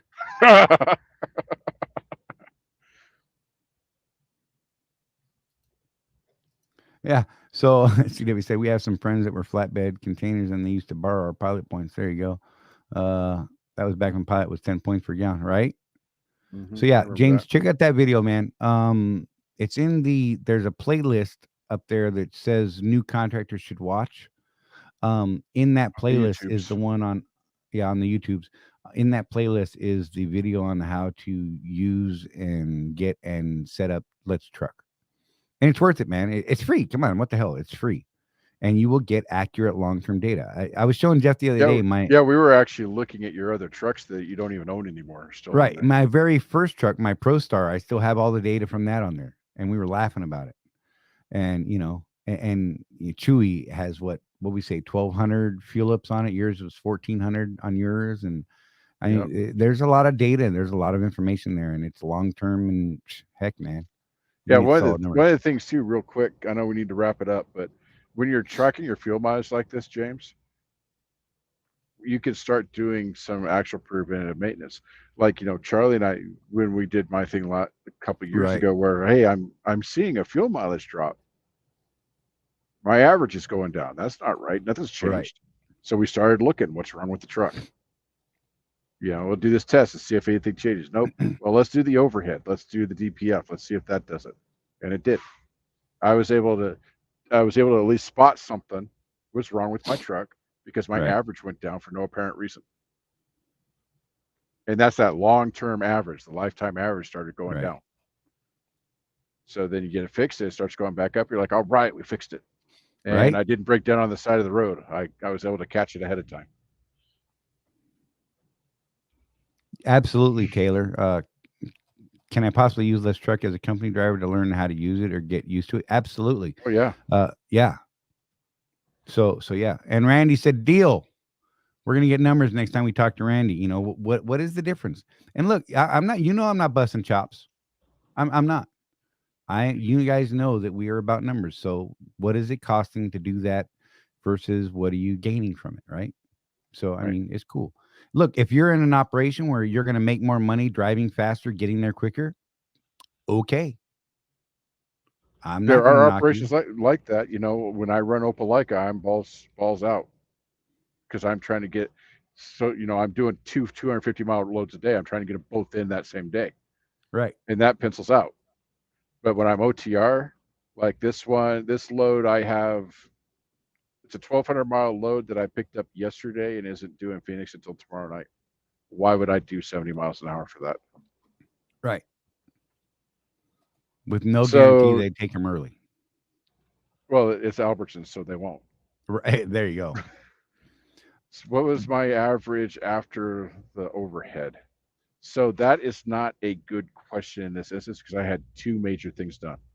I did Right. the overhead and I did new steers and I did the DPF clean all at the same time. Right. So I couldn't tell you what the overhead on this one was. I could tell you though that the last time I had issues and it was the overhead, having an overhead out of adjustment was actually costing me 0.4 of a mile. That's what it Right. was. And that was on my 2012. So that might not be a great example because that truck sucked. But yeah, just the overhead can cost you up to a half mile per gallon, they say. And I If you measured do at 0.4. Sorry, James Vaughn, if you do a search on your preferred app store and type Let's Truck, you'll see two different apps pop up. One will say Audio Road, and I think the other one says Gauges. You do not want, well, I'm not saying the Well, Audio Road is not the app that we're talking about. It's changed. There is one Let's Truck app now. Mm. And that Last week has there was actually that two has they had. that it has gauges, it has profit gauges, and it has Audio Road all in one app. Okay. This is what they're trying to push people to now. Gotcha. Someone had mentioned earlier that was trying to that I was talking to last week. They were not able to enter the year of their truck because it was a 2019. And I'm wondering if on the new Let's Truck app, the blanket app, they're just not updating that old app anymore. Interesting. That could be a thing. Right. It still does the math right though, so it doesn't matter if you put the year of the truck in properly. I don't. Right. And Chris said, when I do Walmart surge, I'm 68, 70 all day long. And it makes sense then. So it makes sense for a solo. I don't believe it makes sense for a team. You don't think so? Because we don't have the hours issues. We can still keep turning freight. You could just turn it. Right. And we never run out of hours. We just run on a 12-hour clock. One person handles the first 12 hours, the next person handles the next 12 hours. And we never ran out of time. It was crazy. So it worked out. So operation, what is it? Where are you getting the value from? And is there the value there? Rosie's sneaking in the room. Oh, hey, there's my pop. I'll be right back. That's weird. Just leaving me here all by myself. What the heck? This is why people hate Charley. He has abandoned his friends. Yeah, that's a good point, Chris the Trucker. Beware of old apps because they pose a security risk. Here you go. If the developer isn't updating them. Hi. Hey, Rosie. Bye. Her dad was here doing stuff, and he's getting ready to leave. That's why I had to say bye real quick. Sorry. Oh, okay. I don't get to see him very often. I totally didn't diss you for leaving your friend here all by himself. Whatever, Never happened. Man. God, you're a terrible person. So yeah, Chris the Trucker made an interesting point here. If they're not supporting that old app and they're not doing the security updates, that might be an issue. Well, maybe I'll dip into updating apps and see what happens and move on from there. And if I need to, I will update that other video. TK, better late than never, brother. Good to see you. You coming to Vegas, TK? I want to see you there. Right. I said my wife's going to be there. You get to meet my wife. I'm just saying. Look, we're like all rolling in deep. I'm just saying. Me and Rosie, Jeff and Donna, we're all going to be there hanging out. And just seeing Donna in Vegas is worth it. I'm just saying. Yeah, I'm actually going to wait till Charlie's physically there to take her out on the street. Right. Because he wants to see her face. Look, I love seeing people's faces first time in Vegas as it is already. This is going to be epic. TK said he's trying. All right, so there you go. And Randy said he knows I'm not busting balls. It just, look, you know how we are. Want to see numbers, man. Let's talk numbers. So, all right, guys. Last call for questions, y'all. We're, good Lord, coming up on 3 hours. I think this may be our longest. We're pretty damn close to it. And seriously, like we appreciate you guys. It's been I think we've had some good conversations. I hope you guys have found value and seen value in it. And got your questions answered, CW threw up something else there. Just an FYI for lease ops, if you have any major work done at the dealer, use on-road and contact the back office. Not naming any names here. Got 2K off the bill. Look. There's buying power. Real quick, there's a group of people that are getting to push back, CW. Well, but what about the 10% surcharge? So you save 2K. 10% of 2,000 of whatever your bill was is the setup fee for that, but it also maxes out at $500. So your potential, the least that you saved was $1,500. Right. All in. That's a good deal. That's a win. I don't like giving them my money either. Look, but that's how I buy my tires. Because the national tire account plus that 10%, I still usually come out. Why? I know for a fact, not usually. I always come out way below retail. Let's just be real. I mean, hell, my wide singles back in the day were, when I still run that, last time I had to do them were 1,200 retail. And I think I got 650, 700 a tire at the time. Yep. Prices have gone up because of fuel and all that sort of thing right now. So, I mean, those discounts aren't as great as they were, but I promise you that they're better than not having that discount at all. Yes. So, and then the buying power that Swift has at these major dealerships, look, it just is. It's awesome sometimes. So I have a again, couple of times I have had Swift back office go to the mat for me with these dealers from time to time. They're literally like, I had a couple of years ago, it was an air conditioner that they tried to charge me $2,500 for all in. Right. And the guy at Swift was literally, he's like, well, that's bullshit. Let me make a phone call. Right. I had an EGR valve. Lo and behold, it turned into $1,250. The last EGR valve that I put in Chewy, it's the last one that ever activated properly, and then before you repaired it with the ugly fix. Anyhow, they did what they called $885 worth of advanced diagnostics. When I told them I need a new EGR valve, it's bad, please replace it. And they said, well, we did some EGR valve testing and it was inconclusive, and we're going to do this advanced stuff. And we did that. And by the way, we charge you $885 for it. And I told Swift, I was actually on my way to Phoenix to do a video. In fact, that was the video that got me labeled Mr. Swift. The famous video.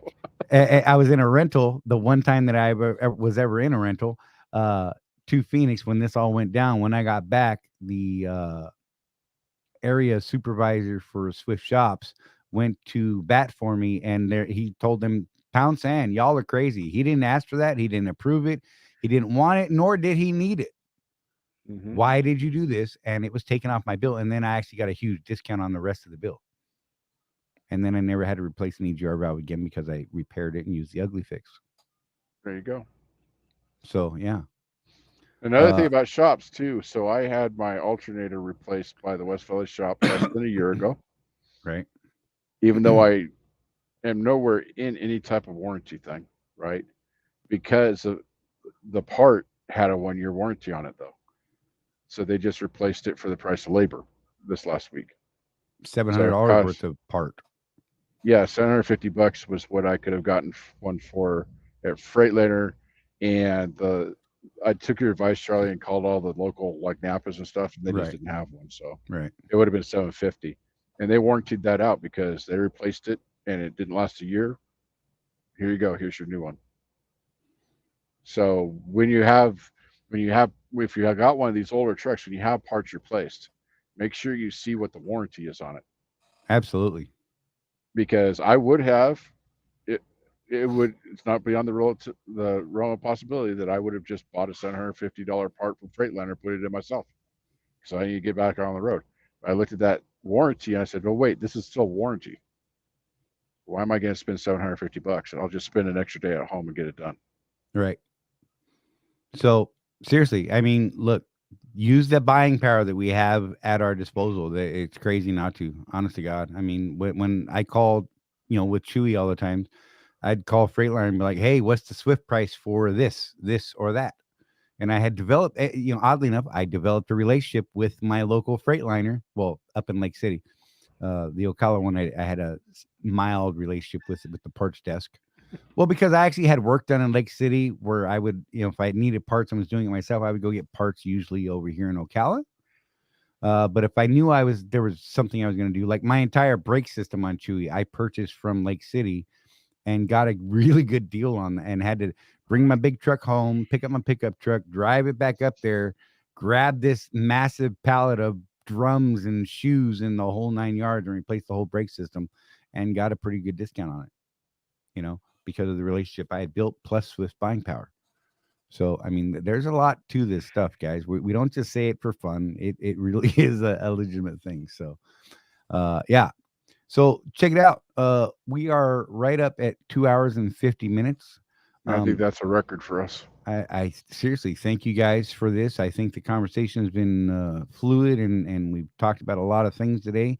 Those of you who came in late, by all means, go back and listen to the show. You don't necessarily have to watch the show. We try to make it so you actually don't have to watch the show. You can just listen to it as you drive. That's kind of the way we designed the show to be from the start. If ever is something that we think that you need to see that we're putting on the screen, like the rolling resistance thing, go back and make a note of when that is, and go back and check it out. That's one of those things to do. Other than that, most of the show is audio based, right? Yes, we're on a video platform, but a lot of it can be audio based. So check it out. And Griffin, seriously, you are welcome. Come back anytime. We are here every Tuesday at 6 p.m. Eastern time. And I'd just like to throw out that right here at the end of this, we have been staying pretty steady on our viewer count. There are other shows on at the same time, right? Talking about some similar things at times. And I can tell you that you guys have been here through this entire thing today, and we thank you.